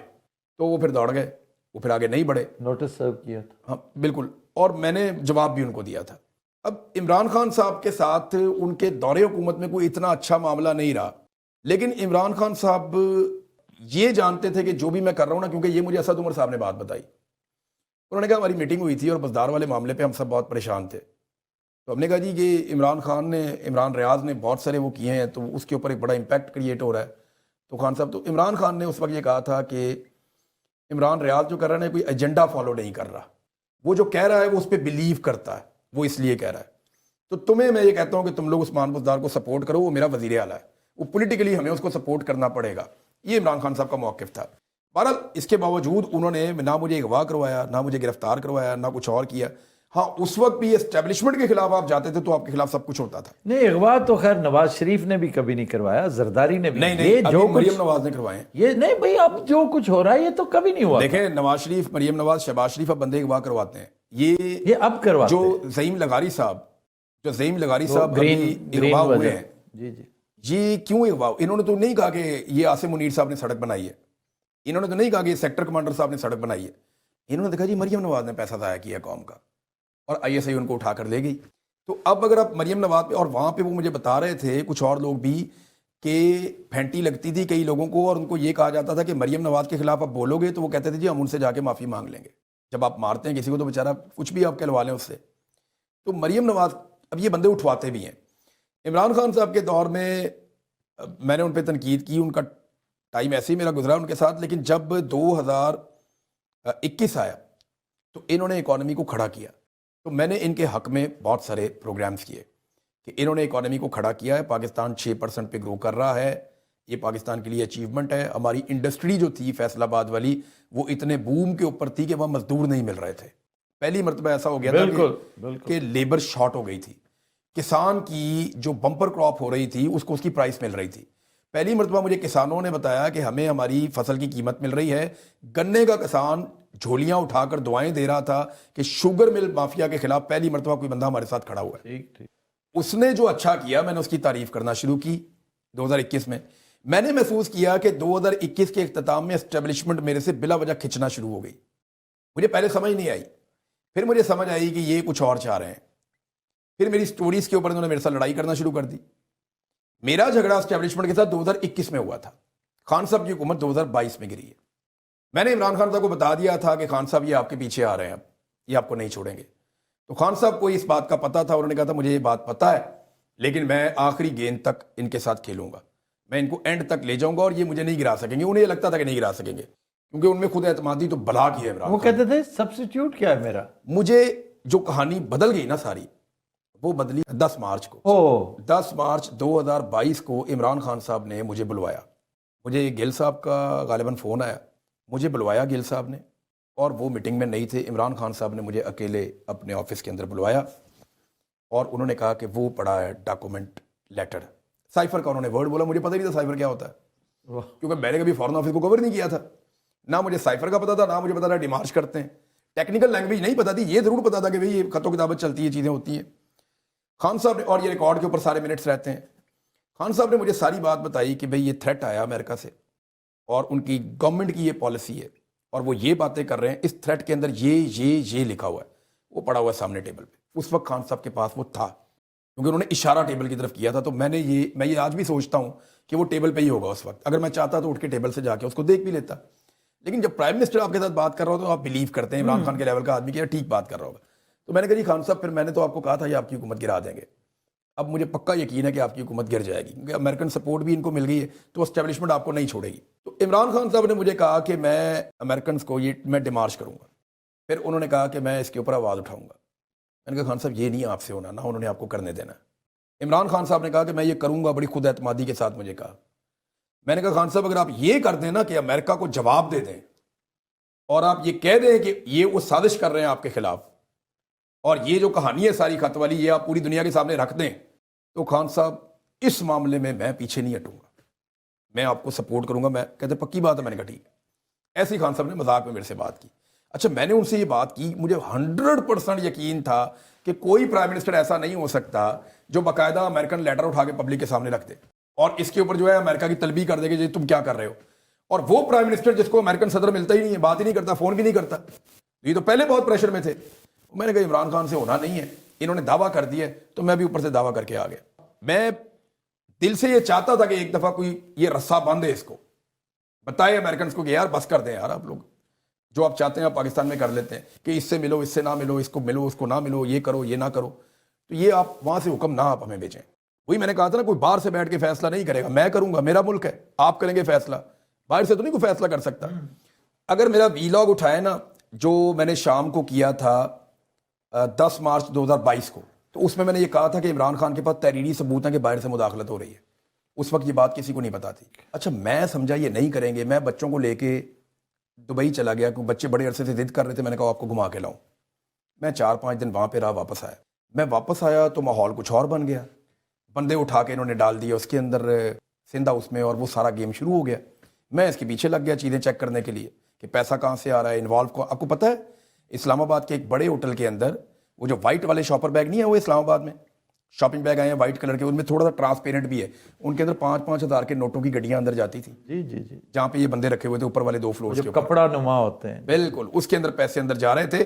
اور جو بندہ لاہور سے یہ سارا مینج کر رہا تھا، وہ بندہ ایک پولیٹیکل پارٹی جو سندھ ہاؤس کی ملکیت جس کے پاس تھی، وہ پولیٹیکل پارٹی اور اس کے لوگ یہ سارا مینج کر رہے ہیں. یہ MLN کا تو لینا دینا ہی بیچارے، یہ تو اس قابل ہی نہیں ہے، ان کا دماغ ہی نہیں ہے اتنا. یہ اپنی گیم الگ کر رہے تھے، وہ اپنی گیم الگ کر رہے تھے. اور آج بھی سب سے زیادہ جو فائدے میں ہے وہ پیپلز پارٹی ہے. اچھا ہوا یہ کہ عمران خان صاحب نے واقعی وہ کر دیا جو مجھے لگتا تھا وہ نہیں کریں گے. میں نے کہا ٹھیک ہے اس نے کر دیا تو ہم بھی کریں گے. میں اپنے کام پہ عمران خان کو سپورٹ کرنے کا مقصد یہ ہے کہ آج سے پہلے اسٹیبلشمنٹ نے جس کی بھی حکومت گرائی غلطی کیا. مجیب کے دور کو تو ہم نے دیکھا ہی نہیں, جو بھٹو کے ساتھ ہوا وہ بھی ہم نے نہیں دیکھا, اس کے بعد میں آیا. اب جو کچھ پرویز مشرف نے کیا وہ ہم نے دیکھا ہوا تھا, لیکن جو کچھ بھی ملٹری اسٹیبلشمنٹ نے سیاستدانوں کے ساتھ کیا وہ سیاستدان بڑے بدنام تھے اور ان کے کیسز بڑے کھلے ڈلے تھے. ساری دنیا کو پتا تھا کہ یہ چوری ہوئی ہے اوپن اینڈ اور وہ نظر دیکھیں سرے محل نظر آتا ہے. آپ جا کے ہاتھ لگا کے دیکھ لیتے ہیں, آپ کو ایون فیلڈ کے اپارٹمنٹ نظر آتے ہیں, آپ ان کے باہر سے چکر لگائیں, جا کے ہاتھ لگا کے دیکھیں, بلڈنگ ہے وہاں پہ, دونوں کی زیارت کی, ہاتھ لگا کے آپ دیکھ لیں آپ کو نظر آتے ہیں وہاں پر تو زائرین کو جانا اچھا چاہیے. عمران خان کی آپ کس چیز کو ہاتھ لگائیں گے؟ جا کے آپ القادر یونیورسٹی کو ہاتھ لگائیں گے, اندر بچے پڑھ رہے ہیں, وہ فرق آپ کو نظر آتا ہے. تو عمران خان کی دفعہ اسٹیبلشمنٹ کا یہ سودا بکا نہیں. Oh, yes. ہمیں یہ سمجھ آئی کہ معاشرتی علوم کی جو کتاب ہمیں پڑھائی گئی ہے بچپن سے, ہم ایک مخصوص پنجرے میں پاکستانیوں کو بڑا کیا جاتا ہے. اس پنجرے کے اندر ہماری ایک مخصوص افزائش ہوتی ہے, جسمانی بھی اور دماغی بھی. وہ دولت شاہ کی چوئیاں جس طرح. جب ہم اس پنجرے میں سے نکلے اور ہم نے براڈر پکچر کو دیکھا تو وہ سارے لوگ جو ہمیں ویلن نظر آتے تھے نا ان میں سے بیشتر ہیرو بن گئے, اور وہ سارے لوگ جو ہمیں ہیرو نظر آتے تھے وہ اچانک ہمیں لگنا شروع ہو گیا کہ یہ تو ویلن ہے, انہوں نے تو تباہی پھیری ہوئی ہے. اس کے بعد پھر میں نے کہا مشن اب یہی ہے.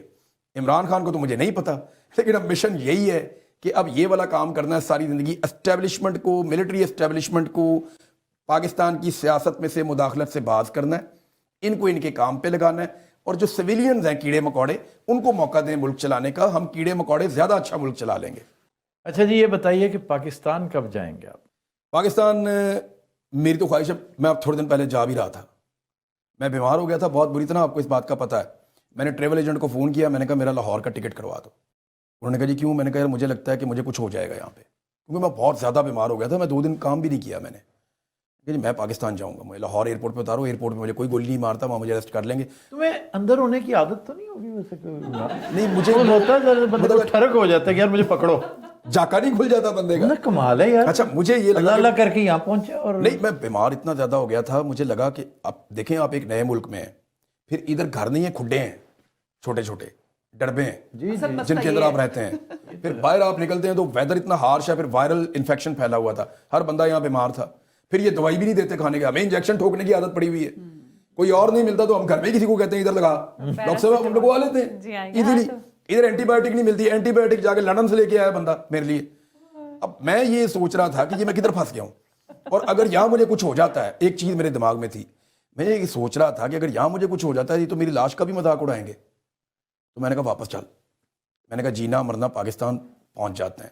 میں نے بولا ٹکٹ کراؤ, اس نے شکایت لگا دی میرے دوستوں کو اور گھر والوں کو, جانتا تھا میرے سے غلطی ہوئی, میں نے اس کو فون کیا, اس نے سب کو بتایا, انہوں نے کہا اس کو سلا دو. میں سو گیا. تو پھر مجھے انہوں نے بعد میں سمجھایا کہ بات سنیں, ابھی آپ نے نہیں جانا. میرا یہ ارادہ بن گیا تھا, میں نے کہا یار زیادہ سے زیادہ وہاں پکڑ لیں گے, کچھ 4-6 مہینے اندر رکھیں گے, میں نکل کے پھر اپنا کام شروع کر دوں گا. تھوڑا جو اور مار کوٹ لائیں گے پہلے بھی مار جیسے مجھے لگتا تھا کہ یعنی میں واپس چلا جاؤں, مجھے اتنی تکلیف تھی اس وقت. اور کیسی گل کہندا میری طبیعت خراب ہوئی, میں کہا مینوں پاکستان لے جاؤ, مینوں پھاڑی لین گے. مجھے شک ہے اس کا ڈاکٹر کوئی جیل کے اندر دوست بن گیا ہے. بھائی عید لگ ہی نہیں رہی, عید کیا لگنی, کچھ بھی نہیں لگ رہا. دیکھیں آپ کے اندر عید ہوتی ہے, صرف سوائے اس کے کہ روزے ٹھنڈے بڑے ہیں بس, اور کچھ بھی. آپ کے اندر عید ہوتی ہے اور کچھ بھی نہیں. وہ بھجن روزہ جب آپ رکھ لیتے ہیں نا, صبح نیت کر لیتے ہیں, تو رب آپ کو مغرب کی نماز تک پہنچا ہی دیتا ہے. تھوڑا سا کبھی آپ کو مشکل لگتا ہے, کبھی نہیں لگتا, وہ بھی مزہ آتا ہے. یہ ساری مدد جو ہے نا وہ رب ہی کرتا ہے. جتنا روزہ لگتا ہے اس کی افطار اتنا ہی لطف زیادہ دیتی ہے. اللہ آپ کا بھلا کرے. اس میں آفتاب بھی آپ کے جسم کو بہت سارے فائدے ہیں میڈیکلی بھی. اب پاکستان تو میں فوراً جانا چاہتا ہوں, لیکن مجھے لگتا ہے کہ ہم جلدی پاکستان جائیں گے. آفتاب صاحب جو سوال کرنا چاہ رہے ہیں وہ خالی ایک آپ کی فیلنگ نہیں, وہ سچویشن اور وہ جاننا چاہتے ہیں کہ ابھی کدوں جاواں گے. نہیں چیز رائٹ کہ میں سچویشن جاننا چاہتا ہوں کہ آپ کو زیادہ پتا ہوگا. دیکھیں آفتاب بھی, میں آپ کو ایک بات بتاؤں, جب تک یہ اسٹیبلشمنٹ ہم سے ڈرتی رہے گی نا, اور جب تک یہ اپنا طریقہ کار تبدیل نہیں کرے گی. یار ہم سے کیوں ڈرتے ہیں؟ نہیں دیکھیں, ہم سے ہمارے گھر والے نہیں ڈرتے, نہیں, ان کو اپنا طریقہ کار تبدیل کرنا پڑے گا. ایسے ہم جا نہیں سکتے پاکستان. اگر انہوں نے پاکستان کو ایسے ہی چلانا ہے نا, تو ہم جیسے لوگ ان کو سوٹ نہیں کرتے. ਤੁਸੀਂ ਮੇਰੇ ਕੋਲ ਆਓ ਪਸ਼ਾਵਰ ਦੋਵੇਂ, ਉੱਥੋਂ ਵਾਪਸ ਟੁਰ ਜਾਣਾ, ਫਿਰ 4-5 ਦਿਨ ਰਹੋ, ਈਦ ਮਨਾਓ. آپ پاکستان میں نہیں ہیں؟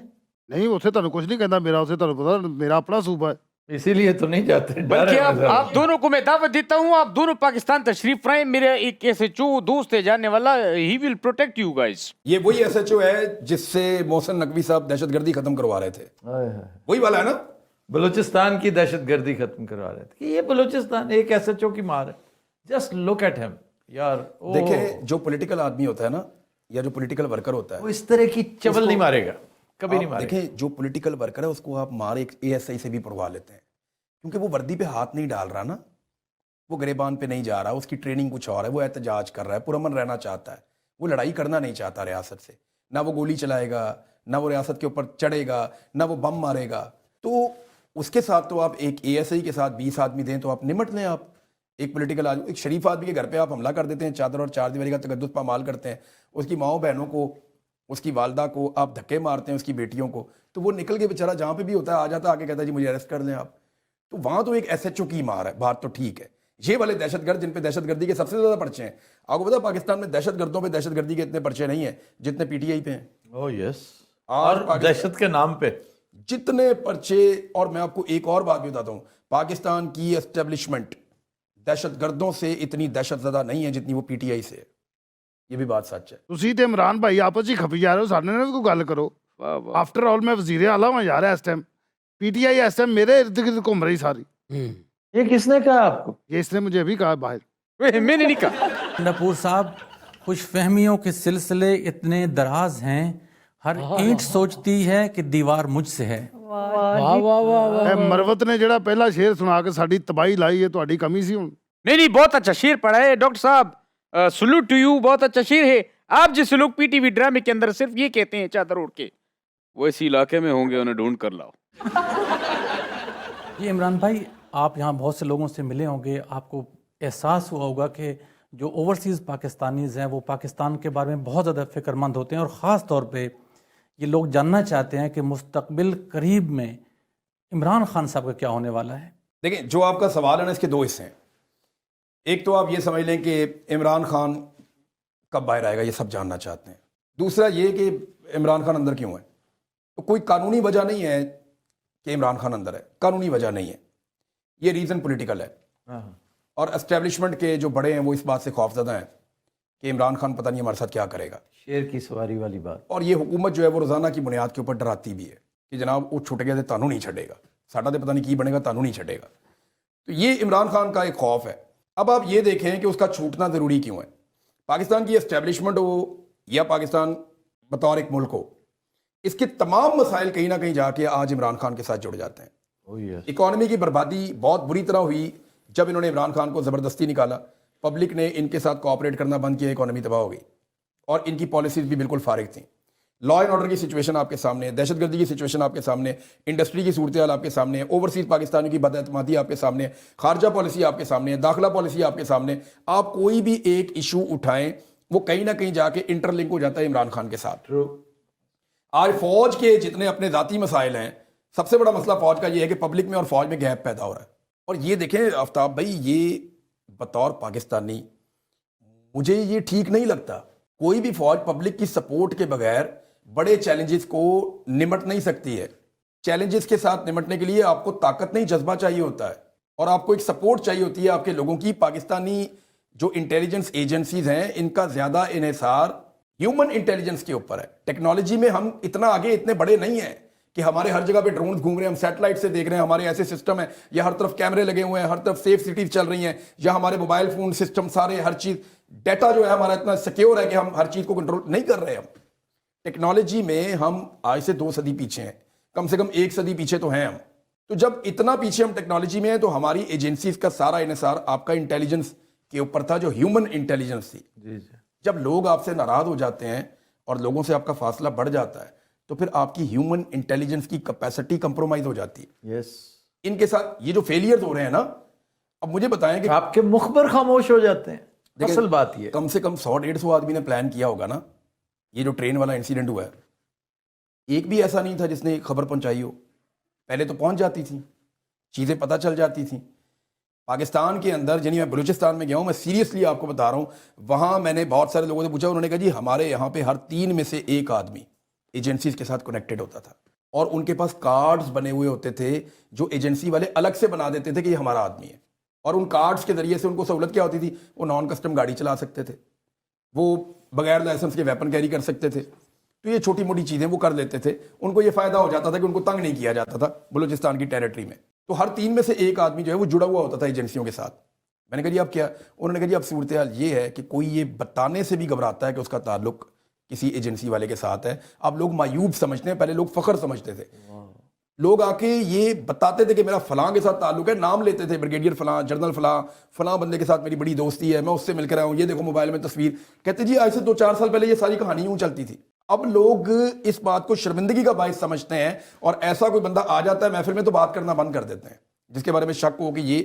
تو جو ہیومن انٹیلیجنس ہے نا, اس کا بڑا نقصان ہوا. تو میں آپ کو جو کہہ رہا تھا کہ فوج کا اور عوام کا جو فاصلہ پیدا ہوا ہے, اس کا ریزن بھی عمران خان کے ساتھ زیادتی ہے. تو پاکستان کے تمام مسائل, ملٹری اسٹیبلشمنٹ کے تمام مسائل, گورننس کے تمام مسائل, یہ سارے جا کے عمران خان کے ساتھ جڑتے ہیں. اس کو آج باہر نکالیں تو آپ کے آدھے سے زیادہ مسئلے حل ہو جاتے ہیں. بالکل ٹھیک کہہ رہے ہو, 100% ٹھیک ہے. نمبر 1 یہ مسئلے آپ کے حل ہو گئے. تیسرا وہ باہر کب آئے گا, جی یہ ایک بڑا سوال ہے نا. اب یہ انہوں نے طے کرنا ہے کہ انہوں نے پاکستان کو مزید کتنا نقصان پہنچانا ہے. ہوتا کیا ہے کہ ہم 2022 میں جب یہ دیکھ رہے تھے نا, تو 10 تاریخ کو لوگ باہر آ گئے پاکستانی. تو 12 تاریخ کو جو ہمارے اسٹیبلشمنٹ کے دوست ہیں وہ کہہ رہے تھے یار 2-4 دن کا ابال ہے, ابھی ختم ہو جائے گا. پھر لوگ اور باہر آ گئے. بس یہ بات 10 دن 12 دن کی بات ہوتی ہے, لوگ ٹھنڈے ہو جائیں گے. باجوہ صاحب نے مجھے یہی کہا تھا, دیکھ لینا 3 مہینے, کہتے تھے 3 مہینے سے زیادہ نہیں نکلے. پھر انہوں نے 3 مہینے کہنا شروع کیا کہ جی 3 مہینے. جب یہ مئی کا انسیڈنٹ ہوا تو انہوں نے کہا مئی میں ہم نے اتنا مارا ہے کہ اس کٹ پڑنے کے بعد یہ باہر نہیں آتے. اب اس کے بعد ہم نے دیکھا انہوں نے پنجاب میں اپنی حکومت واپس لی, اور پھر جو انہوں نے جلسے پھیرے ہیں, پورے 60 جلسوں کا عمران خان صاحب کا ایک ریکارڈ بن گیا. انہوں نے دڑا دڑ جلسے کیے ہر جگہ کے اوپر, ایسے جلسے طوفانی کسی نے نہیں کیے, اور ہر جلسہ دوسرے سے بڑا ہوتا تھا, مقابلہ ہی نہیں آپ کر سکتے تھے. تو عمران خان صاحب نے پورے پاکستان کو کھڑا کر دیا. وہ جلسے اگر جو ایک انہوں نے پوری سیریز کی تھی نا جلسوں کی, اگر وہ آپ اس تحریک میں سے نکال دیں تو یہ تحریک 25-30% اور پیچھے چلی جاتی ہے. ہوا یہ کہ پہلے سے ملٹری اسٹیبلشمنٹ کے دماغ میں یہ ہے کہ یہ لڑائی ہم بس 1 مہینے کے بعد جیت جائیں گے. اچھا اگر ہم یہ ترمیم کر دیں گے تو ہم جیت جائیں گے. اچھا اگر ہم یہ 8 فروری کو الیکشن میں یہ کر دیں گے تو ہم جیت جائیں گے. اچھا اگر ہم IMF کی یہ والی قسط لے لینا کسی طرح پھر ہم جیت جائیں گے. اچھا اگر یہ ٹرمپ الیکشن ہار جائے تو ہم جیت جائیں گے. اچھا اگر ٹرمپ کے ساتھ ہم یہ طے کر دیں تو ہم جیت جائیں. اچھا MBS کے ساتھ اگر ملاقات میں یہ 4 چیزیں طے ہو جائیں تو ہم جیت جائیں گے. اسرائیل کو تسلیم کرنے کی بات ہی کر لیں تو جیت میں جائیں گے. بتاؤں یہ تسلیم بھی کر لیں گے تو انہیں لگے گا ہم جیت جائیں گے. بات یہ ہے کہ یہ لڑائی یہ جیت سکتے ہی نہیں ہے. کئی لڑائیاں ایسی ہوتی ہیں جو آپ نے ہارنی ہوتی ہیں. Very true. آپ نے ہارنی ہوتی ہیں نا, آپ ہارتے ہیں تو پھر آپ جیت جاتے ہیں. مجھے لگتا ہے کہ یہ عمران کے ساتھ نہیں لڑ رہے, یہ کسی اور کے ساتھ لڑ رہے ہیں, اور وہاں سے نہیں جیتا جا. یہ لڑائی کچھ اور ہے بھائی. جی دیکھیں آفتاب بھائی, میں اس کو ادھر نہیں لے کر جا رہا جہاں آپ لے کر جا رہے ہیں, میں آپ کی بات سمجھ گیا ہوں. یہ اسٹیبلشمنٹ ورسز پبلک ہے, اور یہ پہلی دفعہ نہیں ہوا. آپ تاریخ کی ساری کتابیں اٹھائیں, ہر دور کی اسٹیبلشمنٹ ہر دور کی پبلک سے اینڈ آف دا ڈے ہار گئی. دیکھنا یہ ہے کہ یہ کتنی دیر تک اس کو لڑ سکتے ہیں, سسٹین کتنا کرتے ہیں, کتنا کر سکتے ہیں. اچھا ان کے دماغ میں جو فارمولا ہوتا ہے نا وہ بہت شارٹ ٹرم, مہینہ 15 دن, مہینہ 15 دن, 2 ہفتے میکسیمم اتنا چلتا ہے کہ یہ کریں گے تو فارغ ہو جائے گا, اس کو توڑ دیں گے, اس سے بیان دلوا دیں, چھوٹا چھوٹا چٹکی ادھر سے کاٹ دی ادھر سے کاٹ دی, اپنا سوشل میڈیا لے کر آ گئے, اپنے ڈیجیٹل پلیٹ فارم, یہ وہ سارا پیسہ خرچ کریں گے, گانا بنا لیں گے, عاطف اسلم آئے گا تو ہم نکل, سارا انہوں نے کر کے دیکھا. یہ ملکو اگر پریس کانفرنس کر دے گا کے تو ہم جیت جائیں گے. ہر چیز انہوں نے کر کے دیکھی. آفتاب اقبال کو پکڑیں گے, اٹھا کے ماریں گے, ہم جیت جائیں گے. عمران ریاض کو ہم گونگا کر دیں گے, بول نہیں سکے گا, ہم جیت جائیں گے. لیکن یہ ساری چیزوں کے بعد بھی وہ نہیں جیت رہے کیونکہ یہ لڑائی جیتنے والی ہے ہی نہیں. آخری بات یہ ہے کہ خدا نخواستہ خاکم بدہن یہ عمران خان کو مار بھی دیں گے, یہ تب بھی نہیں جیتے. نہیں تب تو فوراً ہار جائیں گے نا. میری ایک بات آفتاب بھائی دیکھیں, ایک سوال چھوٹا سا میں پاکستان کی اسٹیبلشمنٹ سے پوچھنا چاہتا ہوں کہ فرض کرو تم جیت جاؤ گے جس کا امکان کوئی نہیں ہے, سیلیبریٹ کس کے ساتھ کریں گے؟ کس کے ساتھ؟ کون سی جیت؟ آپ نے جیت کو سیلیبریٹ کرنا ہوتا ہے نا, ویری ویلڈ کوسچن جی, ویری ویلڈ کوسچن. کس کے ساتھ کریں گے؟ یہ جو رل کے لڈیاں کن نال پاؤ گے؟ پاکستانیوں کو ہرا کے کدھر جائیں گے آپ؟ اپنے آپ کے ساتھ, یہ گھر میں نہیں. اول تو یہ پاکستانیوں سے جیت نہیں سکتے, پاکستانیوں کا ریکارڈ بہت گندا ہے اس معاملے میں. یہ لڑائی پاکستان نے جیتنی ہے, اور میں نے پاکستانیوں کی آنکھوں میں جیت کی چمک دیکھی ہے, لوگ مایوس نہیں ہو رہے. اچھا واقعی اب فوراً بلوچستان کی طرف آؤ, مجھے اس کی فکر بڑی لاحق ہے کہ اس تصادم میں کہیں ایسا نہ ہو کولیٹرل ڈیمیج جو ہے وہ ہمیں وہاں پر کوئی ناقابل تلافی نقصان ہو جائے. دیکھیں فضل الرحمان صاحب نے یہ بات کی ہے, یہ بات اپوزیشن لیڈر نے بھی کی ہے, 2-4 اور لوگ ہیں پاکستان تحریک انصاف سے بھی اور دیگر جماعتوں سے بھی. وہ تو ہوگی نا. اچکزئی صاحب بھی یہ بات کر رہے ہیں کہ اس وقت جو بلوچستان میں صورتحال ہے اختر مینگل بھی یہی کہہ رہے ہیں. عملی طور پہ جو گورنمنٹ کی رٹ ہے وہ وہاں پہ نہیں ہے, اور وہاں پہ شاہراہوں پہ بہت سارے ایریاز میں جو کنٹرول ہے وہ بی ایل اے کا بیریکیڈ لگا کر. اچھا اس کا ریزن بھی ابھی ہم ڈسکس کر رہے تھے, وہ یہ ہے کہ بلوچستان اسمبلی کے اندر کھڑے ہو کے ان کے منتخب نمائندے چاہے وہ فارم 47 کے بھی ہیں, لیکن انہوں نے بھی سچ یہ بتایا ہے کہ جناب پبلک کے اندر پاکستان کی گورنمنٹ سے زیادہ یا اداروں سے زیادہ بی ایل اے کی ہمدردیاں بڑھ گئی ہیں. یہ بڑا الارمنگ ہے, یہ اتنا الارمنگ ہے کہ ایک ایسی تنظیم جو عسکریت پسند ہے, جو علیحدگی پسند ہے, جو ہمارے ملک کو توڑنا چاہتی ہے, پبلک اس ایریا کی جس ایریا کو وہ الگ کرنا چاہتے ہیں اس کے سینٹیمنٹس ہمارے ریاستی اداروں کی بجائے ان کی طرف چلے جائیں. اور یہ وہاں کے, میں نہیں کہہ رہا ہوں یہ بات, عمران ریاض یہ بات کہے گا تو مجھے تو سزائے موت دے دیں گے. یہ بات وہاں پہ اسمبلی کے اندر کھڑے ہو کر ان کی اسمبلی کے اندر لوگ بتا رہے ہیں کہ لوگ اپنی بندوقوں میں, کامریڈ ٹائپ کے لوگ اپنی بندوقوں کے اوپر سے نمبر رگڑوا رہے تھے, اسلحے کی دکان میں کھڑے ہو کر نمبر رگڑوا رہے تھے. کہتے میں نے ان سے پوچھا تو انہوں نے کہا یار ہمیں کوئی حق تو حاصل نہیں اب اس تو بندوقیں دے رہے ہیں تو ہم یہ بی ایل اے کو دے رہے ہیں بندوقیں. تو بی ایل اے ان بندوقوں سے کوئی مسواک تو نہیں کرنی انہوں نے. مجھے یہ بتاؤ کہ آپ کیا محسوس کرتے ہو کہ یہ ریڈیمیبل ہے یا حد سے تجاوز کر گیا یہ معاملہ؟ دیکھیں ریاست کو نا اس کو ری ڈیفائن کرنا پڑے گا. ریاست نے کیا یہ ہے کہ بلوچستان کے اندر تمام آوازوں کو ایک صف میں کھڑا کر دیا. جو پاپولر پولیٹیکل پارٹی تھی وہ پاکستان تحریک انصاف تھی, اس کو تو انہوں نے ویسے ہی دیوار سے لگا دیا. جو بلوچستان کے سردار ہیں وہاں سے ان کے نوجوان ان سے ناراض ہیں, یہ ہم سب جانتے ہیں, مینگل صاحب وغیرہ بھی جانتے ہیں سب بات. اس لیے وہ اب اسمبلی کو چھوڑ کے اپنے نوجوانوں کی طرف توجہ کر رہے ہیں, تو وہ بھی اتنے ریلیونٹ نہیں ہے. حکومت جو وہاں بیٹھی ہوئی ہے وہ جعلی ہے.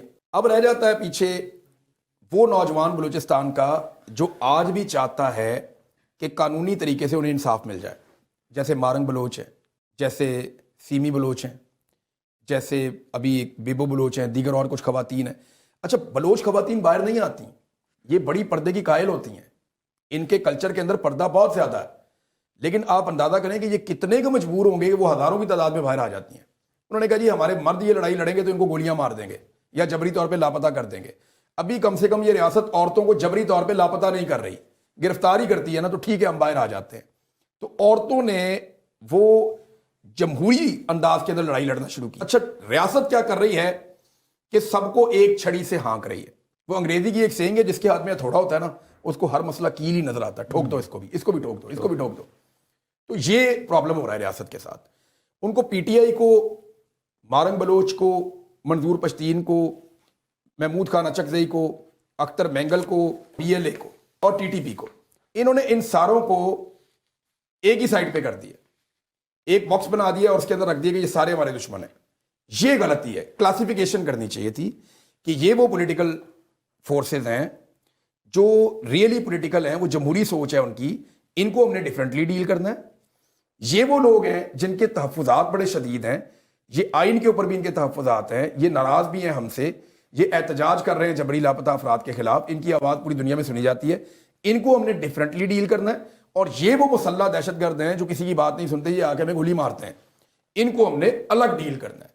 تو اس میں ہوتا یہ کہ یہ سارے اکٹھے نہ ہوتے, انہوں نے اپنی بیوقوفی سے ساروں کو اپنے خلاف اکٹھا کر دیا.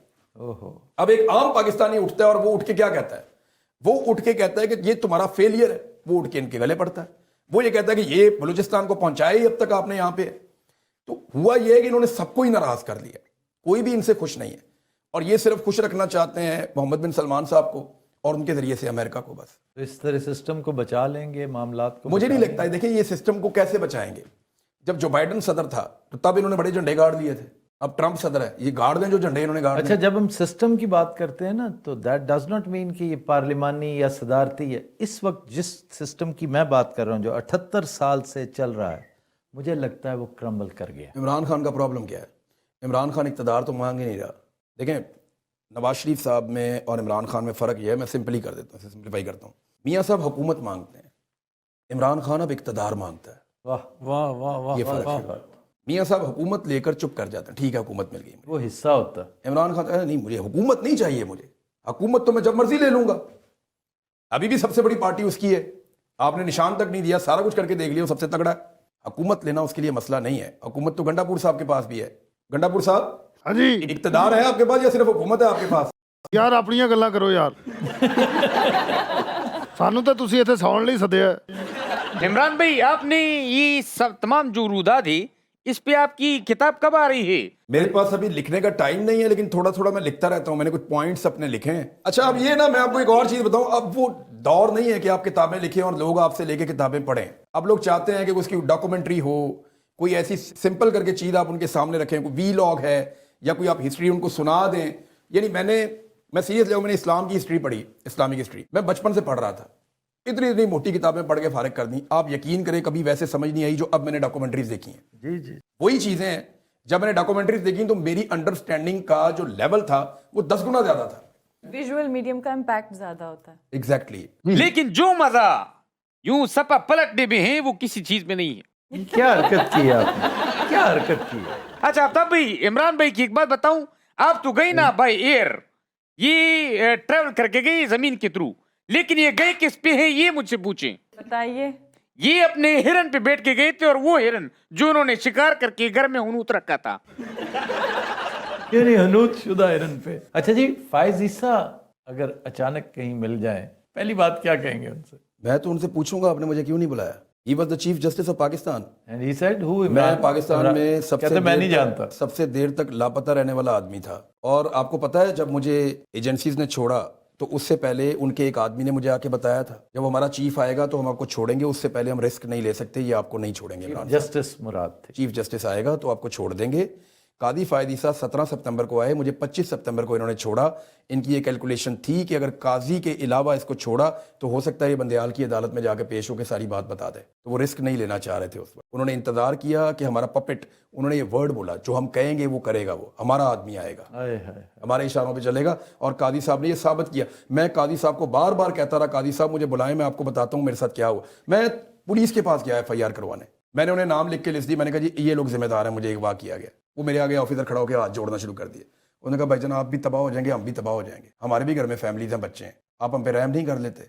मैंने कहा यार आप FIR दे दें. तो क्या वजह है? उन्होंने कहा नहीं दे सकते. चीफ जस्टिस ने क्यों नहीं बुलाया? मुझे तो पहले उन्होंने बता दिया था. नहीं, पपेट को भी थोड़ी बहुत शर्म तो देखें, होती है. मैं चीफ जस्टिस के पास अगर अदालत में जाता तो मैं उन्हें बताता कि जज साहब मुझे छोड़ने से पहले उन्होंने ये दावा किया था कि हमारा पपेट आ रहा है, हमारा चीफ जस्टिस आ रहा है, वो हमारी बात सुनेगा. और जज साहब अब आपने साबित करना है कि आपने उनकी बात नहीं सुनी. तो ये पपेट काना था उनका कोई?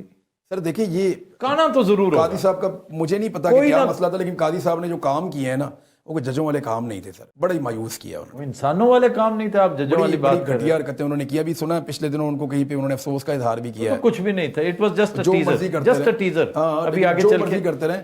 कादी साहब का एक बड़ा घिनौना किरदार है जो हमेशा में याद रहेगा. एक किरदार है चीफ इलेक्शन कमिश्नर का, जो हमें हमेशा याद रखना पड़ेगा. मिलिट्री एस्टेब्लिशमेंट के तो कैरेक्टर बेशुमार हैं, तो आपको याद रहेंगे. बाजवा साहब हैं, नदीम अंजुम साहब हैं, ये अभी वाले हैं सारे.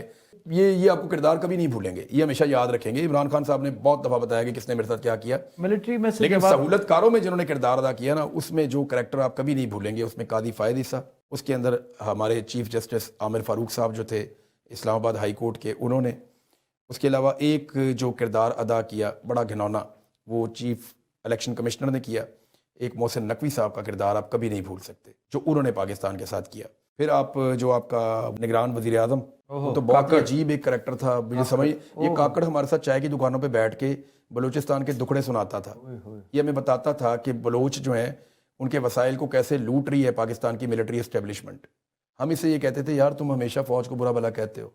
तो उधर ही गोद में बैठ के ये वजीर आजम बन गया, और ये फिर तारीफें करता नहीं रुकता. और अब फिर यू टर्न ले रहा है. बुकटी को और इसको दोनों को आज बलोचों की तकलीफ नजर नहीं आती. नहीं, अब हालात तब्दील होते देख कर ना, उसकी रगे बलोच अब लोग भड़कने इनको लगी है. जुतियां मारेंगे जी. देखें, आपके पंजाब के अंदर ना लोगों में थोड़ा सा ये है कि वो बर्दाश्त कर लेते हैं. मैं बलूचों को जानता हूँ, उनकी दोस्ती भी कमाल है.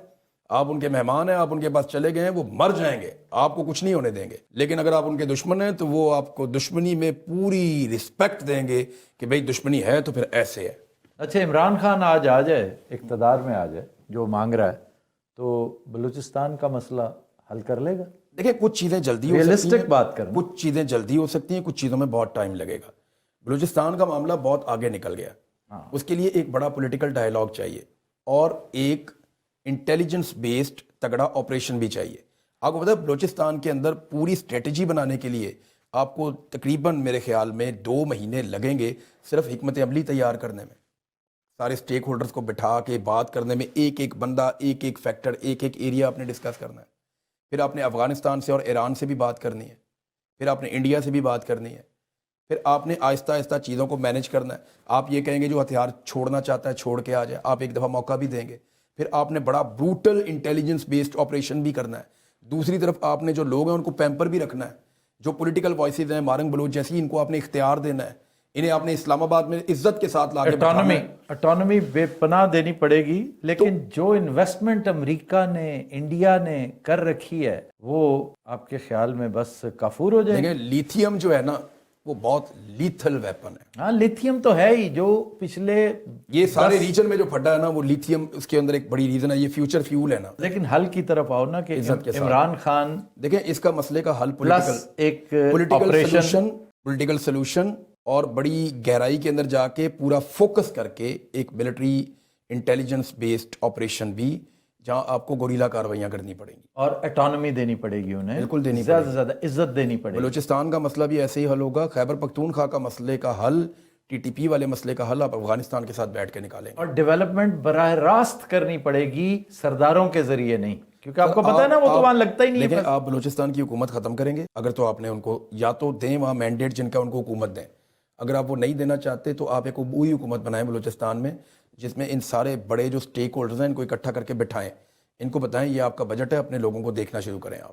اچھا جی, سمینہ خان سوال کرنا چاہتی ہیں مانچسٹر سے. عمران ریاض پہلے بتا رہے تھے کہ جی چھوٹے چھوٹے گھر ہیں یہاں پہ, تو آپ کو ہماری مشکلات کا اندازہ تو ہو گیا ہوگا. یہ بتائیے آپ کی جو فیملی ہے, آپ کے بچے, وہ کیا سوچ رہے ہیں UK کے بارے میں, ان کو پسند آیا یہ کنٹری؟ اچھا میری فیملی مجھے سپورٹ ہی کرتی رہتی ہے, یعنی ان کے دماغ میں کہیں اللہ تعالیٰ نے یہ بات ڈال دی ہے کہ ہم نے اس بندے کو سپورٹ کرنا ہے. ایون میرے بچے بھی, میں انہیں پوچھتا ہوں بیٹا کچھ چاہیے, کچھ کرنا ہے, کیسے, ایسا ہی ہوتا ہے. میں کوشش کرتا ہوں تھوڑا سا. اور مجاہد کے بچے یاد رکھنا پیدائشی مجاہد ہوتے, وہ مجھے میرے سے کوئی گلا شکوہ نہیں کرتے ہیں بچے بھی. جیسے ہمارا لیڈر کہا کرتا تھا نا آپ نے گھبرانا نہیں ہے, اب ہمارے بچے کہتے ہیں آپ نے گھبرانا نہیں ہے. بچوں کو اتنا وہ ہے, لیکن میں کوشش کر رہا ہوں کہ یہاں پہ بھی کوئی اس طرح کا ماحول بناؤں کہ انہیں پاکستان کی زیادہ اتنی یاد نہ آئے. میرے بچے پوچھتے ہیں بعض اوقات, اسپیشلی چھوٹا بیٹا جو ہے وہ کیونکہ شوقین ہے بہت زیادہ جانوروں کا, تو اس کے سارے جانور پاکستان میں رہ گئے ہیں. اور ابھی وہ اپنی ماما کا فون لے لیتا ہے یا میرا پکڑ لیتا ہے, تو وہ پاکستان میں ان کو فون کرتا ہے, لڑکوں کو پوچھتا ہے کہ وہ اس کا بتاؤ, جیک کا بتاؤ, پیٹو کا بتاؤ, وہ دہراب کا بتاؤ, بابر کا بتاؤ. یہ وہ اس کے جانور ہیں, کوئی گھوڑا ہے, کوئی ڈاگی ہے, کوئی بلی ہے, کوئی بکریاں ہیں. اچھا اس نے وہ جتنے بھی میمنے تک ہیں سب کے بکریوں کے نام رکھے ہوئے ہیں, تو ایک ایک کو نام سے بلاتا ہے اور یہ نام بھولتا بھی نہیں ہے. تقریباً جتنے جانور ہیں وہ سارے ملا کے, بکریاں, دمبے, گھوڑے, کتے, خرگوش. تو وہ میرے پوچھتا ہے کبھی کبھی پاکستان جانے کے بارے میں کہ بابا کب جائیں گے. تو اس کو, اب وہ چھوٹا ہے زیادہ تو اس کو میں پوری بات نہیں سمجھا سکتا, لیکن جو میرا بڑا بیٹا ہے وہ مجھے ایک دن کہہ رہا تھا کہ بابا آپ دوست کے پاس چلے گئے تھے نا, اس لیے آپ کو دیر ہوگی تو آپ آئے, تو پھر آپ کی داڑھی تھی, اس طرح کی وہ باتیں کر رہا تھا. تو مجھے فیل ہو گیا کہ یہ نا میرے ساتھ جھوٹ بول رہا ہے, اس کو پتہ ہے سارا کچھ. پھر میں نے اس کو بٹھایا, میں نے کہا اٹس ٹائم, اس کو میں سب سچ بتاؤں. میں نے اس کو کہا, میں نے کہا بیٹا بابا کی لڑائی چل رہی ہے, اور یہ میں اکیلا نہیں ہوں, پورے ملک کی چل رہی ہے. ہمارے ملک کے یہ حالات ہیں, تو ہم چاہتے ہیں کہ یہ نہ ہو, ٹھیک ہو جائیں. کہتا ہے بابا تو یہ کب ختم ہوگی, اس نے مجھے پوچھا. میں نے کہا بیٹا ہو سکتا ہے جلدی ہو جائے, ہو سکتا ہے دیر ہو جائے, تو یہ میں لڑوں گا. میں نے کہا بیٹا اللہ نہ کرے آپ تک پہنچے, لیکن اگر پہنچی تو آپ کو بھی لڑنی پڑے گی. تو میں نے اس کو یہ ذہنی طور پہ تیار کیا, اس کو بتایا کہ بچے یہ معاملہ ہے, سچ بولنا شروع کرو اور سچ کو پہچان لو. میں کب تک, یعنی وہ بچہ اپنے آپ کو دھوکہ دے رہا ہے, یعنی اپنے باپ کے سامنے وہ یہ کہہ رہا ہے کہ میرا باپ پریشان نہ ہو جائے کہ میں سچ جانتا ہوں, تو میں وہ والی کہانی سناتا ہوں جو میری ماں نے مجھے سنائی ہے. تو وہ کہانی مجھے سنا رہا تھا, تو میں نے کہا بیٹا بالکل ایسا نہیں ہے. ایک میرا سوال آپ سے اور ہے کہ آپ نے جیسے بتایا کہ آپ نے 2007 میں جرنلزم سٹارٹ کیا, میڈیا آپ نے جوائن کیا پراپرلی. یہ بتائیے کہ کس طرح آپ نے جو پبلک اوپینین تھی پاکستانیوں کی, اور پاکستانی پولیٹکس تو بہت ڈفرینٹ, بڑی کمپلیکیٹڈ پولیٹکس ہے, اس کو آپ نے انفلوئنس کیسے کیا, جو پبلک کا ایک اوپینین ہے اس کو؟ لیکن یہ 2-3 چیزیں میں بتا دیتا ہوں جس کی مجھے سمجھ آتی ہے. جو میرے دل نے کہا نا کہ یہ ٹھیک ہے, میں نے وہی کیا. یعنی میں پہلے دن سے اس بات پہ قائل تھا کہ مجھے صحیح اور غلط کے بیچ میں نیوٹرل نہیں بننا. ساری زندگی میں بنا ہی نہیں. جب بھی کبھی میرے دوستوں کا پھڈا ہوتا تھا, وہ میرے پاس آتے تھے, تو نارملی لڑکے یہی کرتے ہیں کہ اچھا یار بیٹھو صلح کر لیتے ہیں, یار تو بھی ٹھیک کہہ رہا ہے, تیری بھی بات ٹھیک ہے. میں نے کبھی یہ نہیں کیا.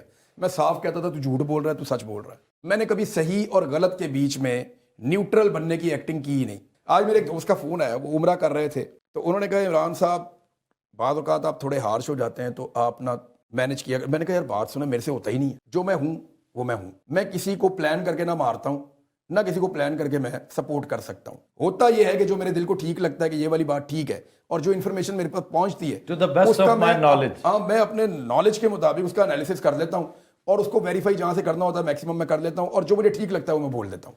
अब ये मेरी ओपिनियन है, किसी को पसंद आए या ना आए। दूसरी बात ये है, देखें मैं हूँ आम आदमी, तो आम आदमी कोई सुनेगा ना, मैं उसकी तरह बात करता हूँ। जो उसको लग रहा होता है वही बात मैं कर रहा होता हूँ, और जो मुझे लग रहा होता है वो उन्हें लग रहा होता है, जो उन्हें लग रहा होता है मुझे लग रहा होता है। तो हमारा कनेक्शन इसलिए अच्छा बना कि हमारी सोच एक थी। मुझे कई दफ़ा लोग मिलते हैं ना तो गले लग के रो पड़ते हैं, वो उस तकलीफ को महसूस करते हैं जिससे मैं गुजरा हूँ। और मैं अपने एक दोस्त को कह रहा था कि देखो कितना बोझ है, लोग इतना भरोसा करते हैं तो आपकी जिम्मेदारी बढ़ जाती है, और फिर आप उस लड़ाई के अंदर और एंगेज हो जाते हैं। आपको पता है लोग चाहते क्या हैं? आफ्ताब भाई, आप जब कोई लड़ाई लड़ते हैं ना तो आप अकेले नहीं लड़ते, आपके अंदर बहुत सारे लोग मिलकर लड़ रहे होते हैं। आपके पीछे बाद औक़ात 1 लाख, 10 लाख, 20 लाख, 1 करोड़ आदमी आपके अंदर लड़ रहा होता है, क्योंकि आप उनके हिस्से की लड़ाई लड़ रहे हैं। वो सारे तो नहीं जेल जा सकते, सारे तो जबरी लापता नहीं हो सकते, सारे तो डंडे नहीं खा सकते, और ना सारों को मारे जा सकते हैं। तो आप उनके बिहाफ के ऊपर वो लड़ाई लड़ रहे होते हैं। एक फर्ज किफाया जब आप अच्छी बात की, डॉक्टर साहब कह रहे हैं फर्ज कफाया, और ये बिल्कुल ठीक है, बिल्कुल ठीक कहा आपने, ये फर्ज कफाया ही है। जब आप जीतते हैं ना तो वो लाखों करोड़ों लोग जीतते हैं, जब आप हारते हैं ना तो वो लोग हारते हैं। ये बात मैंने कहाँ सीखी पता है आपको? जब मैं पहली दफ़ा पकड़ा गया ना तो मैंने इनका मजाक उड़ाना शुरू कर दिया गिरफ्तार करने वालों। हर गल पकड़े जाने तो याद आ रही है। वाह वाह वाह। मेरी एतदाद एहसन साहब से मुलाकात हुई, हम लोग गए मुलाकात के लिए, ज़मान पार्क में खान साहब से मुलाकात थी सहाफ़ियों की। वहाँ से निकले कुछ लोग, तो उन्होंने कहा जी एतदाद एहसन साहब बुला रहे हैं, उधर चलें। उधर चला गया। उनके साथ जब मैं बैठा बात कर रहा था ना तो वो मुझे उठ के मिले, गले मिले, और बड़े गर्मजोशी के साथ मुझे उन्होंने बिठा लिया।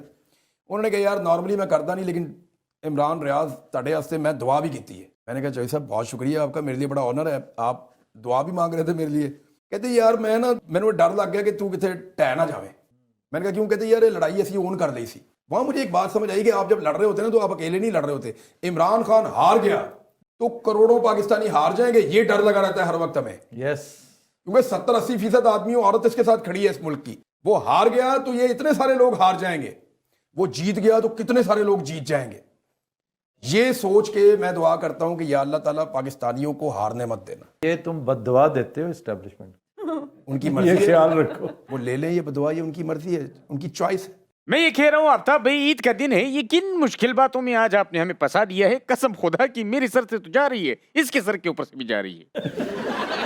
मैं बताता हूँ बहादुरी क्या होती है। इमरान रियाज साहब, आप तो माशाल्लाह बहुत ही पैशनेट होते हैं, जबर से जुल्म से गिरफ्तारी कर लो। मुझे लगता है आफ्ताब भाई, इमरान रियाज जो है ये अपने आप को रोज एंटर भी मारते होंगे खुद। मजा नहीं आ रहा है, मजा नहीं आ रहा है। सही गल है। वो भी हूँ नहीं, खुद अजियत ही है ना वो यार। जहाँ हमारी जान निकलती है तुम पकड़ने की दुआएं करते हो, अजीब हो। सानू फखर है इमरान रियाज ते, हैं? मान है साडा, हाँ साडे सिर उचेरे किते हुए ने सब। हाँ हाँ ठीक है, लेकिन मेरे खिलाफ बहुत बोल रहा है बाबा, इन्हें समझा। कौन? ए इमरान, तेरी कारकर्दगी की है। बहरहाल मेरे भाई हो आप, इमरान रियाज, किसी दिन आओ बैठ के चाय पीते हैं पाकिस्तान में। अच्छा इमरान रियाज भाई, आपकी जो लड़ाई चल रही है, इवन आफ्ताब भाई की भी, आप लोगों की जो लड़ाई है उसमें आपका जो मेन सिपाही है फ्रंट लाइन पे, वो नागी साहब है ना? कौन? नागी साहब, हाँ, ये जंग लड़ रहे हैं, कोई खंग नहीं लड़ रहे मरे। हम सब हरावल दस्ते के मुजाहिद हैं। हरावल दस्ता पता है कौन सा होता है? नहीं पता ना, ऐसे तो असी कहते रब ही है। जो सबसे आगे लड़ता है अगले मोर्चों पे। आते फिर जो हशर हो रहा ठीक हो रहा तो मैं एक बात कहूंगा जी कीजिए। और चुपू। शेर अफजल मरवत साहब जो है ना, आजकल इनके हालात वैसे नहीं है। अजीब बातें कर रहे हैं। मैं आपको अर्ज करता हूँ कि होता क्या है। ये मकबूलियत की वो मेराज इन्होंने देखी है। पिछले दिनों मैं एक वीडियो देख रहा था कि ये गुजर रहे थे तो लोग पास से गुजर रहे थे। ऐसा मरवत साहब के साथ कभी नहीं हुआ था। नोटिस ही ना ले। वो इमरान खान साहब के वकील के तौर पे जब ये पॉपुलर हुए थे, मुझे याद है, जब मैं वापस आया कैद काट के, तो पहली दफ़ा मैंने देखा कि ये कोई आदमी शेर अफजल मरवत है, और मैंने इनकी तारीफ भी की। मुझे तो बड़ी पसंद थे, मेरा तो पर्सनल लॉस हुआ। बात ये है कि जब वो उस पर चल रहे थे एक ट्रैक के ऊपर, तो लोगों ने इनको सरांकों पे बिठाया था, लेकिन जब खान साहब को लगा कि ये खान साहब के लिए यार खान साहब क्या फायदेमंद नहीं चीज़ है, जो खान साहब के साथ अड्डा लगाता है वो बेचारा उनकी हर जाती है। سر دیکھیں اس قوم کو عمران خان کا بخار چڑھا ہوا ہے اور یہ اس کے اقتدار میں آنے پہ اترے گا. یہ بات یہ وہ جتنی جلدی اقتدار میں سمجھیں، آئے گا، غلطیاں کرے گا، ڈسلوژن یہ قوم ہوگی، اللہ آپ کا بھلا تو کرے. پھر اس کا کلٹ اللہ آپ کا بھلا کرے. کیونکہ with every passing day sir یہ لوگوں نے ضد بنا لی ہے کہ ہم نے ایک دفعہ اسٹیبلشمنٹ کو ہرانا ہے اور انہوں نے ہرانا ہے اسٹیبلشمنٹ. معاملہ عمران خان کی جیت پہ آ کے ٹک جاتا تو معاملہ کچھ اور ہوتا. معاملہ اسٹیبلشمنٹ کی ہار کے اوپر آ کے ٹکا ہوا ہے. لوگوں نے ضد بنا لی ہے کہ ہم نے ان کو ہرانا ہے. دونوں میں فرق ہے. خواتین و حضرات، عمران ریاض جو بھی کہہ رہا ہے اس کا میرے ساتھ کوئی تعلق نہیں ہے. میں یقین کرو میں 12 ضلع ٹپ کے واپس جانا انہوں کو خدا دا واسطہ ہے، میں نال نہیں ہے گا. مرور صاحب آپ کیا کہتے ہیں؟ وہ تو پارٹی میں ہی نہیں ہے، ان کے ساتھ ہی نہیں ہے. نہیں میں کیا کہوں، آئی ایم اسپیچ لیس.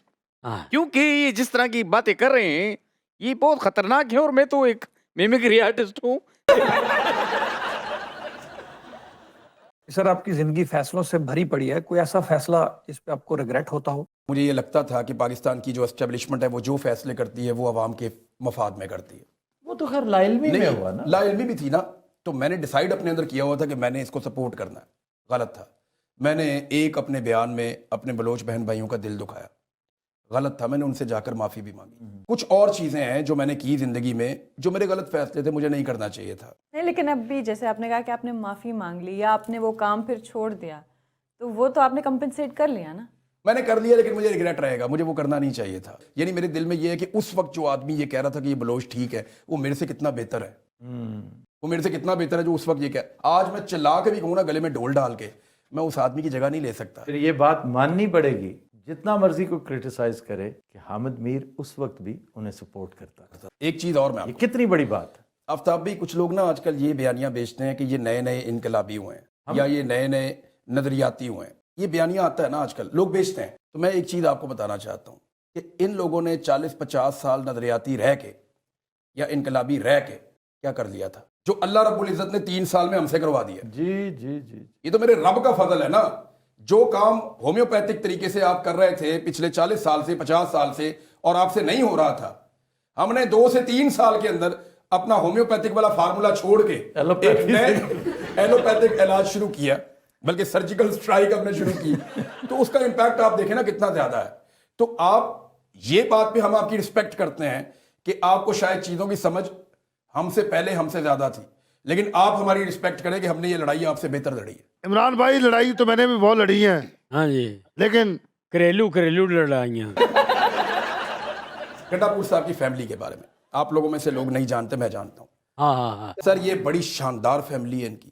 ان کے بچے بہت اچھے کے والد صاحب گنڈا پور صاحب کے والد بہت شاندار آدمی تھے. لیکن یہ جو ریاست کا اور اقتدار کا چکر ہوتا ہے نا آفتاب، گیم آف تھرونز کہتے ہیں. جب آپ بیٹھ جاتے ہیں نا کرسی کے اوپر، کرسی کا اپنا ایک پرابلم ہوتا ہے. میں کہتا ہوں کہ عید کا دن ہے، میرے خیال سے ہم سب کو جو ہے وہ گلے شکوے مٹا دینی چاہیے اور آپس میں مٹھائیاں جو ہے وہ تقسیم کرنی چاہیے. آپ دونوں بھائی جائیں اور مٹھائی لے کے جائیں، اسٹیبلشمنٹ کے پاس جائیں اور بولیں لڑائی معاف کروں. نہیں اسٹیبلشمنٹ کے بعد ہم جائیں. اسٹیبلشمنٹ ہمارے پاس آئی تھی اور یہی کہنے آئی تھی کہ لڑائی معاف کرو.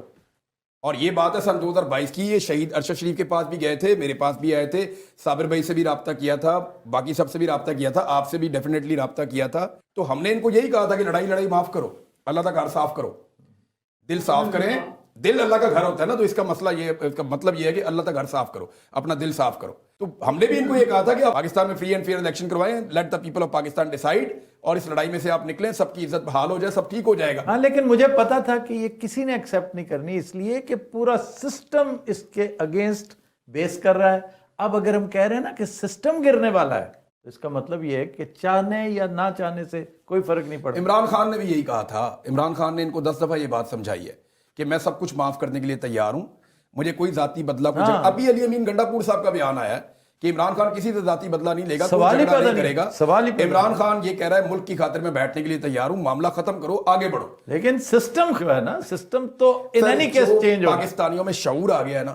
वो जिन अब इमरान खान से भी बोतल में बंद नहीं होना, नहीं वो हो जाएगा, इमरान बंद कर लेगा अगर, क्योंकि शऊर का जिन बंद नहीं हो सकता। हाँ शऊर का जिन बंद नहीं होगा, वो तो हम कह रहे हैं ना कि इमरान आएगा इमरान गलती खान करेगा, थोड़ी मरम पट्टी कर देगा, थोड़ी सी रिकवरी करवा देगा, लेकिन उसके लिए एस्टेब्लिशमेंट को मुसलसल अपनी पॉलिसी बदलनी पड़ेगी। जी ठीक, जिस वक्त ये जहां पे डंडी मारेंगे वो शऊर का जिन जो है वो इनके गले पड़ जाएगा। सवाल ही पैदा नहीं होता, डंडी के साथ तो ये सिलसिला नहीं चल सकता। अच्छा अब इस सारे मामले को ठीक एस्टेब्लिशमेंट कर सकती है, वो चाहेगी तो ठीक होगा, वरना ना। बॉल इनके कोर्ट में है ना, बस सिंपल इज दैट। नहीं, मैं समझता हूं जाते जाते कि मैं जानता हूं और मैं मानता हूं कि इस वक्त जो हमारी सियासत है मुल्क की, वो तीख नागी साहब की तरह कमजोर और अजहर रंगीला के मुंह की तरह ड्राई और सख्त है, लेकिन ये ठीक हो जाएगी, टाइम लगेगा। ਇਹ ਮਰਵਰ ਨੇ ਸਾਨੂੰ ਥੋੜਾ ਜ਼ਲੀਲ ਕਰਾਇਆ, ਇਹਨੇ ਅਸੈਂਬਲੀ ਸਿਗੜ ਲਾ ਲਿਆ ਸੀ, ਤੁਹਾਨੂੰ ਪਤਾ। यार मैं 100 दफा कह चुका हूं, वो असेंबली है, पेट्रोल पंप नहीं है। मैंने कहा कि एक शेर हो जाए, ईद का दिन है आता भाई, मेरे हाथ में टाई है, कोई असला तो नहीं। तेरे हाथ में टाई है, मेरे हाथ में टाई है, कोई असला तो नहीं। हाँ। सियासत ऐसी है कि अब दिल ही नहीं हो रहा, हालात सही हो जाएंगे इंशाल्लाह, देखिए। मुकर्रर मैंने कई दफा कहा है, और नहीं कर पाएंगे ये। अगर ये शेर दोबारा सुना दें, नहीं सवाल ही $1000 में ईदी दूंगा इनको। ਲਾਨਤ ਹੈ ਉਹ ਸ਼ੇਰ ਕਿਹਾ ਜਿਹੜਾ ਮੈਨੂੰ ਵੀ ਯਾਦ ਨਹੀਂ ਹੋਇਆ। डब्बे में डब्बा, डब्बे में केक, वाह वाह वाह इमरान रियाज लाखों में एक। वाह वाह। वाह वाह वाह। ਐ ਮੇਰੇ ਕੋ ਦੁਬਾਰਾ ਸੁਣ ਲਓ, ਭਾਵੇਂ $20 ਹੀ ਦੇ ਦਿਓ। ਇਹਦੇ ਗੰਡਾਪੁਰ ਸਾਹਿਬ 20 ਰੁਪਏ ਬਣਦੇ ਨੇ ਤੁਹਾਡੇ, वो मैं आफ्ताब भाई को दे जाऊंगा। ਇਹ ਵੀ ਘਣੇ ਮੰਗ ਬੈਠੇ ਨੇ, ਮਿਆਰ ਤਾਂ ਐਡਾ ਵੀ ਕੋਈ ਨਹੀਂ ਰਹਿ ਗਿਆ।